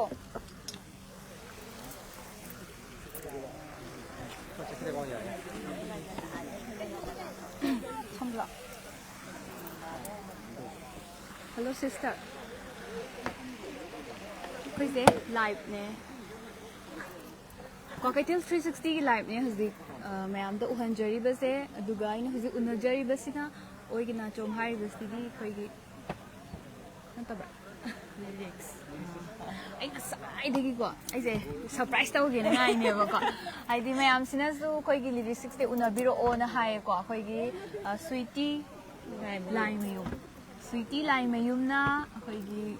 ꯏꯁꯩ ꯃꯌꯦꯛꯇ ꯑꯩꯈꯣꯏꯒꯤ ꯑꯣꯖꯥ ꯃꯤꯡ ꯑꯣꯏꯅ ꯄꯟꯖꯔꯕꯗ R ꯀꯦ ꯅꯟꯗꯦꯁꯣꯔꯤꯅ ꯏꯁꯩ ꯁꯛꯄ ꯑꯗꯨꯒ ꯑꯩꯈꯣꯏꯒꯤ ꯇꯦꯇꯦꯒ ꯁꯨꯔꯁꯀꯅ ꯑꯩꯈꯣꯏ ꯀꯥꯁꯤꯒꯤ ꯃꯦꯟ ꯑꯣꯏꯅ ꯀꯨꯝꯃꯤꯕ ꯑꯗꯣ ꯃꯌꯥꯝꯅꯁꯨ ꯏꯁꯩꯁꯦ ꯀꯩꯅꯣ ꯇꯧꯕ ꯃꯇꯝꯗ ꯔꯤꯜꯁ ꯑꯣꯏꯅ ꯃꯌꯥꯝ ꯐꯪꯕꯤꯈ꯭ꯔꯦ ꯍꯦꯟꯅꯁꯨ ꯃꯃꯤꯡ ꯆꯠꯄ ꯃꯌꯥꯝꯅ ꯄꯥꯝꯅꯕ ꯖꯒꯣꯏꯗꯒꯤ ꯀꯩꯗꯒꯤ ꯑꯗꯨꯒ ꯇꯦꯇꯦꯅꯁꯨ ꯍꯦꯟꯅ ꯁꯤꯗ ꯃꯌꯥꯝꯁꯦ ꯄꯨꯛꯅꯤꯡ ꯆꯤꯡꯁꯤꯟꯕꯤꯕ ꯑꯃ ꯑꯣꯏ ꯑꯗꯨꯒ ꯁꯤꯁꯦ ꯍꯥꯟꯅ ꯂꯤꯔꯤꯛꯁꯦ ꯃꯃꯥꯡꯗ ꯏꯈꯤꯕ ꯂꯩꯔꯕ ꯑꯇꯣꯞꯄ ꯑꯅꯧꯕ ꯑꯣꯏꯗꯣꯏꯔꯥ ꯁꯤꯅ ꯑꯅꯤꯁꯨꯕ ꯑꯣꯏꯗꯣꯏꯕ ꯃꯃꯥꯡꯗꯅ ꯄꯥꯕꯨꯡ ꯍꯥꯏꯇꯥꯔꯦ ꯄꯥꯕꯨꯡ ꯁꯔꯥꯟꯗꯅ ꯁꯛꯑꯒ ꯀꯦꯗꯅ ꯐꯖꯕꯤꯅ ꯑꯃ ꯇꯧꯈ꯭ꯔꯦ ꯑꯗꯨꯒ ꯁꯤꯅ ꯑꯅꯤꯁꯨꯕ ꯑꯣꯏꯗꯣꯏꯕ ꯁ꯭ꯋꯤꯇꯤ ꯂꯥꯏ ꯃꯌꯨꯝꯁꯦ ꯁ꯭ꯋꯤꯇꯤꯁꯦ ꯀꯩ ꯂꯝꯗꯒꯤ ꯑꯣꯏꯕꯤꯒꯦ ꯁꯤꯡꯖꯃꯩꯗꯒꯤ ꯁꯤꯡꯖꯃꯩ ꯀꯩ ꯂꯩꯀꯥꯏ ꯑꯣꯏꯕꯤꯒꯦ ꯆꯤꯔꯣꯝ ꯂꯩꯀꯥꯏꯗꯒꯤ ꯁꯤꯡꯖꯃꯩ ꯆꯤꯔꯣꯝ ꯂꯩꯀꯥꯏꯗꯒꯤ ꯌꯥꯝꯅ ꯅꯛꯑꯦꯀꯣ ꯁꯤꯡꯖꯃꯩꯗꯒꯤ ꯉꯥꯛꯇ ꯑꯣꯏꯅ ꯎꯏ ꯉꯁꯤꯒꯤ ꯄꯥꯔꯇꯤꯁꯦ ꯁꯤꯡꯖꯃꯩ ꯆꯤꯔꯣꯝ ꯂꯩꯀꯥꯏꯗꯒꯤ ꯁ꯭ꯋꯤꯇꯤ ꯂꯥꯏ ꯃꯌꯨꯝꯒꯤ ꯉꯁꯤ ꯑꯣꯏꯒꯤ ꯅꯥꯆꯣꯝ ꯍꯥꯏꯔꯤꯕꯁꯦ ꯁꯤꯗꯁꯨ ꯑꯩꯈꯣꯏꯒꯤ ꯐꯣꯛ ꯁꯣꯡꯒꯤ ꯑꯣꯏꯕ ꯈꯣꯟꯖꯦꯜ ꯑꯃꯁꯨ ꯌꯥꯎꯋꯦ ꯌꯥꯎꯋꯦ ꯃꯔꯛꯇ ꯁꯤꯁꯦ ꯏꯁꯩꯁꯦ ꯏꯕ ꯀꯥꯟꯗꯀꯣ ꯁꯨꯃꯥꯏꯅ ꯐꯣꯛꯀꯤ ꯃꯆꯦꯠ ꯑꯃ ꯇꯥꯡꯀꯛ ꯑꯃ ꯍꯥꯞꯀꯦ ꯀꯥꯏꯅꯒ ꯈꯟꯕꯤꯔꯒ ꯑꯗꯨꯃꯥꯏꯅ ꯍꯥꯞꯈꯤꯕ ꯍꯣꯏ ꯈꯤꯇꯪꯈꯛ ꯍꯥꯏꯗꯤ ꯇꯣꯉꯥꯟꯅ ꯇꯥꯔꯛꯅꯕ ꯍꯥꯏꯇꯥꯔꯦꯅꯦ ꯁꯨꯃꯥꯏꯅ ꯍꯥꯏꯗꯤ ꯑꯅꯧꯕ ꯃ꯭ꯌꯨꯖꯤꯛ ꯚꯤꯗꯤꯑꯣꯁꯤꯡꯁꯦ ꯑꯗꯨꯝ ꯐꯣꯛ ꯑꯣꯏꯔꯒꯅ ꯐꯣꯛꯀꯤ ꯇꯣꯉꯥꯟꯅ ꯁꯨꯃꯥꯏꯅ ꯃꯤꯛꯁ ꯑꯞ ꯇꯧꯕꯁꯤꯗꯤ ꯀꯌꯥ ꯑꯣꯏꯗꯦꯗꯅꯀꯣ ꯑꯗꯨꯅ ꯑꯅꯤꯒꯤ ꯀꯝꯄꯣꯖꯤꯁꯟꯗ ꯇꯧꯔꯒ ꯁꯦꯝꯁꯦꯅ ꯇꯧꯔꯒ ꯗꯥ ꯑꯔꯨꯟꯒ ꯇꯥꯟꯅꯔꯒ ꯑꯗꯨꯃꯥꯏꯅ ꯁꯦꯝꯈꯤꯕꯅꯦ ꯍꯥꯏꯇꯥꯔꯦ ꯑꯩꯈꯣꯏꯒꯤ ꯗꯥꯏꯔꯦꯛꯇꯔ ꯑꯣꯖꯥ ꯑꯔꯨꯟꯒ ꯇꯥꯟꯅꯔꯒ ꯏꯁꯩꯁꯦ ꯁꯨꯃꯥꯏꯅ ꯍꯥꯏꯕꯗꯤ ꯈꯤꯇꯪ ꯔꯦꯀꯣꯔꯠ ꯃꯆꯥ ꯑꯃ ꯂꯧꯕꯗ ꯃꯌꯥꯝ ꯍꯦꯟꯅ ꯄꯥꯝꯕꯤꯕ ꯏꯁꯩ ꯑꯣꯏꯈ꯭ꯔꯦꯕꯀꯣ ꯑꯗꯨ ꯍꯥꯏꯕꯗꯤ 90%ꯗꯤ ꯑꯗꯨꯝ ꯁꯛꯁꯦꯁ ꯑꯣꯏꯈ꯭ꯔꯦꯕ ꯍꯣꯏ ꯑꯗꯥꯏ ꯍꯥꯏꯇꯥꯔꯦ ꯑꯗꯣ ꯁꯨꯃꯥꯏ ꯁꯤꯒꯤꯗ ꯑꯉꯥꯡꯒꯤ ꯑꯣꯏꯕ ꯄꯣꯠ ꯑꯃꯁꯨ ꯌꯥꯎꯍꯜꯂꯦꯀꯣ ꯌꯥꯎꯋꯦ ꯑꯗꯣ ꯁꯦꯡꯅ ꯍꯥꯏꯔꯒꯗꯤ ꯁꯤꯒꯤ ꯁ꯭ꯇꯣꯔꯤ ꯂꯥꯏꯟꯁꯤꯃꯗꯤ ꯑꯩ ꯁꯦꯡꯅ ꯀꯩꯝ ꯈꯪꯗ꯭ꯔꯦꯕꯀோ ꯍꯥꯏꯗꯤ ꯏꯁꯩꯗꯣ ꯏꯔꯦ ꯄꯤꯔꯦ ꯑꯗꯨꯒ ꯅꯝꯕ ꯍꯧꯔꯦ ꯈꯪꯉꯦ ꯑꯗꯨ ꯅꯝꯕ ꯍꯧꯕ ꯀꯥꯟꯗꯁꯨ ꯑꯩꯗꯣ ꯅꯥꯔꯒ ꯂꯩꯈꯤꯕ ꯑꯗꯨꯅ ꯆꯠꯄ ꯌꯥꯎꯕꯗꯣ ꯍꯥꯏꯔꯛꯑꯒꯁꯨ ꯌꯥꯎꯕ ꯈꯣꯠꯄꯒꯤ ꯈꯨꯗꯣꯡꯆꯥꯕꯗꯣ ꯂꯩꯈꯤꯗꯕ ꯑꯗꯨꯅ ꯌꯥꯎꯋꯦ ꯍꯥꯏꯕꯗꯤ ꯈꯪꯉꯦ ꯑꯉꯥꯡꯒꯤ ꯄꯥꯔꯠ ꯈꯔ ꯆꯥꯏꯜꯍꯨꯗꯀꯤ ꯑꯗꯨꯒ ꯆꯞ ꯆꯥꯅ ꯀꯩ ꯑꯩ ꯏꯁꯥꯁꯨ ꯍꯧꯖꯤꯛ ꯎꯔꯛꯇꯣꯏꯁꯦ ꯀꯩꯅꯣ ꯈꯪꯗ꯭रे ꯍꯥꯏꯇꯥꯔꯦ ꯌꯥꯝꯅ ꯀꯩꯅꯣ ꯑꯣꯏꯅ ꯑꯦꯛꯁꯥꯏꯠꯃꯦꯟ ꯑꯗꯨꯒ ꯌꯥꯝꯅ ꯀꯩꯅꯣ ꯇꯧꯕ ꯋꯥꯐꯝ ꯑꯃꯅ ꯏꯁꯩꯁꯦ ꯁꯤꯒꯤ ꯃꯌꯦꯛꯁꯤꯗ ꯑꯣꯏꯒꯤ ꯅꯥꯆꯣꯝ ꯌꯦꯠꯇ ꯆꯤꯡꯕꯤꯔꯣ ꯀꯥꯏꯅ ꯍꯥꯏꯁꯦ ꯀꯩ ꯍꯥꯏꯕꯗꯤ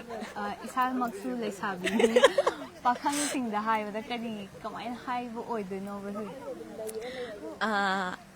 ꯍꯥꯏꯗꯤ ꯍꯥꯟꯅ ꯍꯧꯖꯤꯛ ꯊꯣꯛꯂꯛꯏꯕ ꯏꯁꯩ ꯃꯌꯦꯛꯁꯦ ꯁꯨꯝ ꯅꯨꯡꯁꯤ ꯄꯥꯝꯃꯤ ꯍꯥꯏꯕꯁꯦ ꯑꯗꯨꯝ ꯂꯣꯏꯅꯃꯛ ꯗꯥꯏꯔꯦꯛꯁꯦ ꯂꯣꯏꯅꯃꯛ ꯍꯥꯏꯅꯔꯦꯕꯀꯣ ꯑꯗꯨ ꯍꯥꯏꯅꯕ ꯀꯥꯟꯗꯨꯗ ꯗꯥꯔꯨꯟꯅ ꯑꯗꯨꯃꯥꯏꯅ ꯍꯥꯏꯗꯕꯤ ꯍꯥꯏꯔꯒꯁꯨ ꯑꯇꯣꯞꯄ ꯂꯣꯟꯗ ꯍꯥꯏꯇꯥꯔꯦꯅꯦ ꯍꯥꯏꯗꯤ ꯀꯩꯒꯨꯝꯕ ꯄꯣꯠ ꯑꯃꯅ ꯁꯤꯝꯕꯂꯥꯏꯁ ꯇꯧꯔꯒ ꯇꯧꯁꯦ ꯈꯣꯠꯁꯦꯅ ꯗꯥꯔꯨꯟꯅ ꯍꯥꯏꯔꯛꯄꯗꯒꯤ ꯀꯩꯅ ꯇꯧꯕ ꯌꯥꯏ ꯀꯥꯏꯅ ꯈꯜꯂꯒ ꯑꯗꯨꯝ ꯅꯥꯆꯣꯝꯁꯦ ꯁꯤꯖꯤꯟꯅꯔꯒꯦꯅ ꯁꯤꯖꯤꯟꯅꯈꯤꯕꯅꯦ ꯍꯥꯏꯇꯥꯔꯦ ꯅꯥꯆꯣꯝꯁꯦ ꯆꯦꯟꯖ ꯇꯧꯔꯀꯥꯟꯗꯗꯤ ꯃꯤꯁꯦ ꯂꯩꯁꯥꯕꯤ ꯑꯣꯏꯔꯝꯕꯗꯒꯤ ꯃꯧ ꯑꯣꯏꯔꯦꯅ ꯍꯥꯏꯗꯤ ꯈꯪꯅꯗꯣꯏꯅꯦꯕ ꯑꯗꯨꯅ ꯑꯩꯈꯣꯏꯅ ꯄꯥꯈꯪ ꯑꯃꯗ ꯅꯨꯡꯁꯤ ꯐꯣꯡꯗꯣꯛꯄ ꯀꯥꯟꯗ ꯑꯩꯁꯦ ꯅꯪꯒꯤ ꯑꯣꯏꯖꯔꯒꯦ ꯀꯥꯏꯅ ꯍꯣꯏ ꯍꯥꯏꯕ ꯑꯗꯨꯒꯨꯝꯕ ꯌꯥꯝꯅ ꯐꯖꯩ ꯑꯩꯈꯣꯏꯒꯤ ꯁ꯭ꯋꯤꯇꯤꯁꯦ ꯑꯩꯈꯣꯏ ꯁꯤꯁꯇꯔꯁꯦ ꯀꯩꯅꯣ ꯇꯧꯋꯤ ꯌꯥꯝꯅꯁꯨ ꯅꯍꯥ ꯑꯣꯏꯔꯤꯀꯣ ꯍꯥꯏꯗꯤ ꯑꯔꯤꯕ ꯍꯥꯏꯗꯤ ꯁ꯭ꯋꯤꯇꯤ ꯀꯥꯏꯅ ꯄꯜꯂꯛꯄꯗ ꯑꯗꯨꯝ ꯅꯍꯥ ꯑꯣꯏꯔꯝꯒꯗꯧꯗꯤ ꯃꯥꯟꯖꯩꯌꯦꯕ ꯑꯗꯨꯑꯣꯏꯁꯨ ꯁꯨꯃꯥꯏꯅ ꯌꯥꯝ ꯅꯍꯥ ꯑꯣꯏꯔꯝꯒꯅꯤꯗꯤ ꯈꯜꯂꯨꯗꯦꯕꯀꯣ ꯑꯗꯩ ꯑꯩꯈꯣꯏ ꯉꯁꯥꯏꯗꯒꯤ ꯂꯤꯔꯤꯛꯁꯤꯛꯁꯇꯣ ꯃꯌꯥꯝꯅꯁꯨ ꯑꯝꯇ ꯎꯠꯄꯤꯔꯛꯑꯣꯅ ꯍꯥꯏ ꯑꯗꯣ ꯉꯁꯥꯏꯗꯩ ꯊꯤꯕꯅꯦ ꯐꯪꯖꯗ꯭ꯔꯀꯥꯟꯗ ꯑꯥꯗ ꯂꯩꯔꯦ ꯍꯥꯏꯕꯗꯨꯗ ꯉꯁꯤꯗꯤ ꯑꯩꯅ ꯗꯪ ꯂꯥꯎꯅ ꯊꯣꯛꯍꯜꯂꯒꯦꯅ ꯌꯥꯝ ꯅꯨꯡꯉꯥꯏꯖꯔꯦ ꯑꯗꯣ ꯃꯌꯥꯝꯁꯨ ꯄꯨꯟꯅ ꯏꯁꯩꯁꯦ ꯇꯥꯃꯤꯟꯅꯔꯒ ꯄꯨꯟꯅ ꯁꯞꯄꯣꯔꯠ ꯇꯧꯃꯤꯟꯅꯔꯣ ꯃꯈꯥ ꯇꯥꯕꯁꯨ ꯃꯌꯥꯝ ꯑꯃ ꯃꯌꯥꯝꯒꯤ ꯁꯦꯕꯥ ꯇꯧꯕ ꯉꯝꯕ ꯑꯣꯏꯖꯒꯦ ꯃꯌꯥꯝꯅꯁꯨ ꯑꯗꯨꯝ ꯁꯞꯄꯣꯔꯠ ꯇꯧꯕꯤꯔꯒ ꯏꯁꯩꯁꯦ ꯄꯨꯂꯞ ꯄꯨꯟꯅ ꯇꯥꯃꯤꯟꯅꯔꯁꯦ ꯍꯥꯏꯖꯒꯦ ꯁ꯭ꯋꯤꯇꯤꯕꯨ ꯊꯥꯒꯠꯆꯔꯤ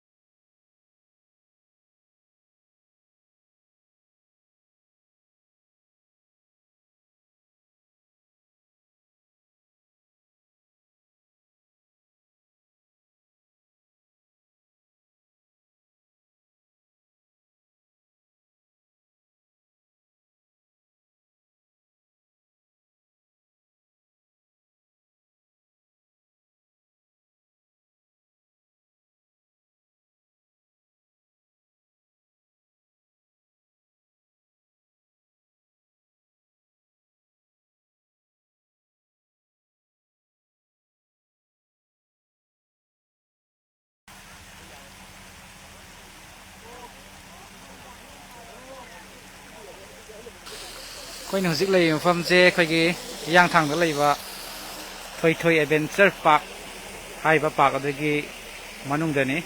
ꯑꯗꯨꯒ ꯂꯥꯛꯆꯔꯤꯕ ꯂꯥꯏꯐ ꯑꯁꯤꯅ ꯑꯩꯈꯣꯏꯒꯤ ꯉꯁꯤ ꯑꯁꯤ ꯑꯩꯈꯣꯏꯒꯤ ꯃ꯭ꯌꯨꯖꯤꯛ ꯚꯤꯗꯤꯑꯣ ꯑꯦꯜꯕꯝ ꯑꯣꯏꯒꯤ ꯅꯥꯆꯣꯝ ꯍꯥꯏꯔꯤꯕ ꯑꯩꯈꯣꯏꯒꯤ ꯑꯥꯔ ꯀꯦ ꯅꯟꯗꯦꯁꯣꯔꯤ ꯑꯃꯗꯤ ꯑꯔꯨꯟ ꯄꯤꯌꯥꯅꯣꯅ ꯗꯥꯏꯔꯦꯛꯁꯟ ꯄꯤꯕ ꯑꯗꯨꯒ ꯑꯥꯔ ꯀꯦ ꯅꯟꯗꯦꯁꯣꯔꯤꯅ ꯁꯩꯁꯛꯄ ꯑꯣꯏꯗꯨꯅ ꯑꯩꯈꯣꯏꯒꯤ ꯄꯨꯊꯣꯛꯆꯕ ꯑꯗꯨꯝꯕ ꯃ꯭ꯌꯨꯖꯤꯛ ꯚꯤꯗꯤꯑꯣꯅꯤ ꯑꯗꯨꯒ ꯑꯩꯈꯣꯏꯒꯤ ꯁꯤꯗꯩ ꯁꯛꯇꯝ ꯂꯥꯡꯂꯤꯕꯁꯤꯡꯗꯤ ꯑꯩꯈꯣꯏꯒꯤ ꯇꯦꯇꯦ ꯁꯥꯄꯝ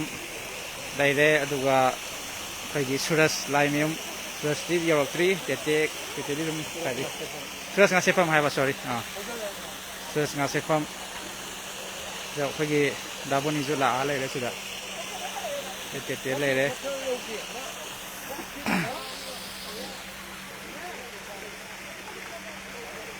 ꯑꯗꯣ ꯍꯧꯖꯤꯛ ꯐꯪꯁꯟꯁꯦ ꯉꯥꯏꯍꯥꯛꯀꯤ ꯃꯇꯨꯡꯗ ꯍꯧꯔꯒꯅꯤ ꯑꯩꯈꯣꯏꯒꯤ ꯀ꯭ꯔꯤꯎ ꯃꯦꯝꯕꯔꯁꯤꯡ ꯑꯌꯥꯝꯕ ꯂꯣꯏ ꯂꯥꯛꯁꯜꯂꯛꯑꯦ ꯍꯥꯏꯇꯥꯔꯦ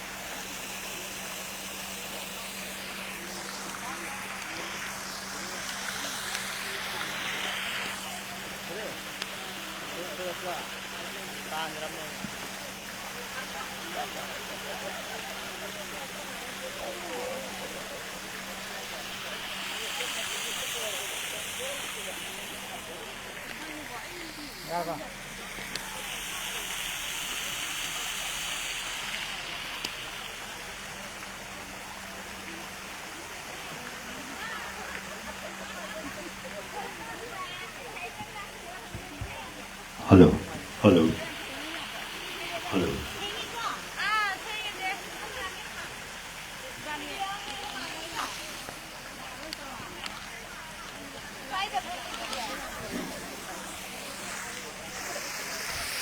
Ngasi September di tarik tara untuk isu nungit karena nungai pa nunidang wayang sida Arun Piano na direction piraga Laurembam Sasikantana produce taupa Oigi Nasong hariba music video album sige premiere namituni Lorena sigumba Oigi Nasong mahila mington ba yamna ningtizaba music video album sige premiere show namit sida mamang da adumak iramdam sida Sanaduna lakpa formal function na makag mayamda mangzog na nakudol tamlaba matungda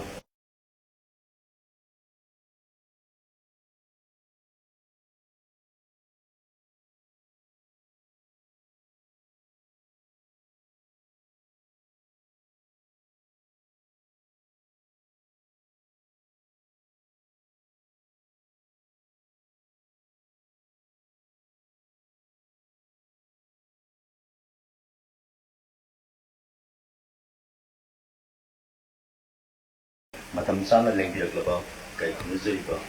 ozasing taiza kausin janabagi tanja te lojake ahanba mukta lengsin birakani nasigi thoram sigi thoram maku president gi pamam langda lengsin binabagi damak masamak film actor manipugi marui be actor masuiba duga director masuiba kai khunuzariba labung Amarjit Rajkumar sige thoram sige president gi pamam langda lengsin binabagi damak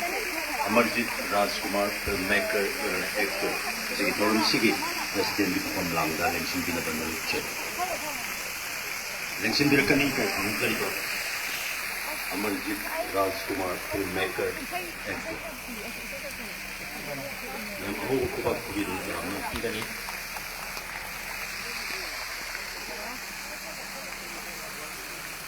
Yambung na pumangda lengsin dikhawa matungda makata boina kausinjari ngasigi thoram sigi chief guest ki pumangda lengsin binabagi damakta manipuri masak nairaba singa sigi manungda masuoiba duga actor masuoiba kunjariba hamom sadananda sigi thoram sigi chief guest ki pumangda lengsin binabagi kunjari lengsin biragli hamom sadananda ngasigi thoram sigi chief guest ki pumangda lengsin dikhawa matungda Guest of honor oina Rosenjari Filmgi masak na actor oina lebiriba G. Boni Sharma Rosenjari G. Boni Sharma directly sigumba film ga mari leina ba toram singda filmgi maroi ba mioi singna dai ba lengsin ba se asigi function sira khwai dagi ahan boi rangani na khamjai filmgi mioi ngakta stage ma ta lega piraga guest president guest of honor in Pambi Basi Masida MLA minister Yauraga Matam Chang and Nai very much the film giving up to Tobi Basi and Noizay Sigumba Masigi Oiganasum Haiba and Piano direction Piraga Lauren Bam Sikan and Pakustoba Oiganasum Haiba you are from the Sigi Singing and the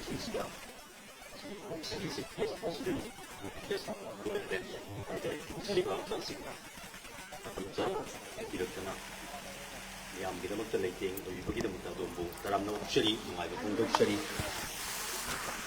Kerana asal tahu mesti invite anggur kan lagi liba, kayak cuma jadi ni dalam segi. Sinema pun ni album pun ni segi ba. Light senangan ba mali ko. Segi view and cast lagi Jackson tahu je bawa pa lagi. Kerana asal orang segi keynote address ambil nama kita mak. Bawa masuk Music video album segi. Director Weriba Arun Piano. Lengsin direct na production. Koy ngasi unajari base ngasi gi ay oy gina chom hai ba song release to ba sida gi moina panjara da koy gi oja moni su saruk ya ba lak pire adu som da su mayam hena khangbi le ba mama gi ming su ming di khangja ga Devi sorry aduga koy gi oja su aina radio de am toina ta jai sai koi mama da hana wari watai se sana jara ge koi quality 360 gi live viewers da ying bi ba mayam se angang su ahan su mayam yaw bani na mama koi gi isai ta bi ba mayam ma su yaw gani khanjai ngasi se samai na thai ne gi isai sak bi oja sing sai na theng na jab sa mayam ying bi ba gai na su nungai ba forum da ni na khanjai ado mama samai na mama hoi gi matam gi trending du loi gra ga khoi samai na anoba artist sing na say the release to ba kan da film ma function to ba chak na samai na pang thok pa sa ma hoi kai wakhalon phaubi ge thai na tawak da ba mayam ma hoi samai na uba phang Sidi yam thina akoi ne yam na nungai ba yam harau ba feel to ba mikup ne haidi awun bani dana media section asukamatik sahot kre matam du akoi ne sai ge di isai ama phauhan ge haiba taraga di akoi ne saifam khuding gi stage by stage satna salaga advertise to bane hujing na ge do ba media sa mikup ta dum haidi second da dum phau ba yare ba Say ma pau boy say. Ado si ju yam pasoi ba matam ni yam na artist sing ano ba tholoi ba isa sing inau sing mayang gidi na laibak pa ba mikup ni. Ado akoi su si ai inau nupi arkenan de sorry yam na special oi ba ai gi inau nupi sing gi manung da ambani ma ngasi oi gi na chom release taw do sta akoi su invitation na laksa bani inau gi increase taw zabo ina ado inau isai ju phau su phau re hana release taw dringa da hen phau bo is no Si mangai kayo hay do siya. Aduga mamagi thai na gi sai mera tha gi san. Miyam gi sinjamay 360 na. Mati am tang bibya na da. Miyam do. Si marag sida. Sige damat ka. Pagtadro si dia. Yam na harau ba. Thai na gi oza u ba phang za ba de ko. In gi da ko hoi gi lai gu ma thing na za ba ni kai na ga phau zai ngo thamoi da.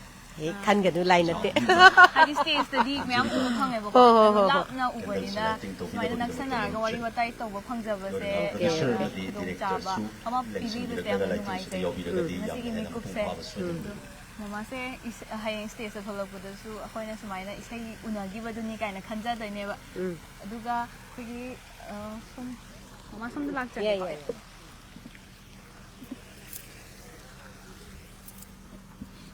Mama say ko didi ke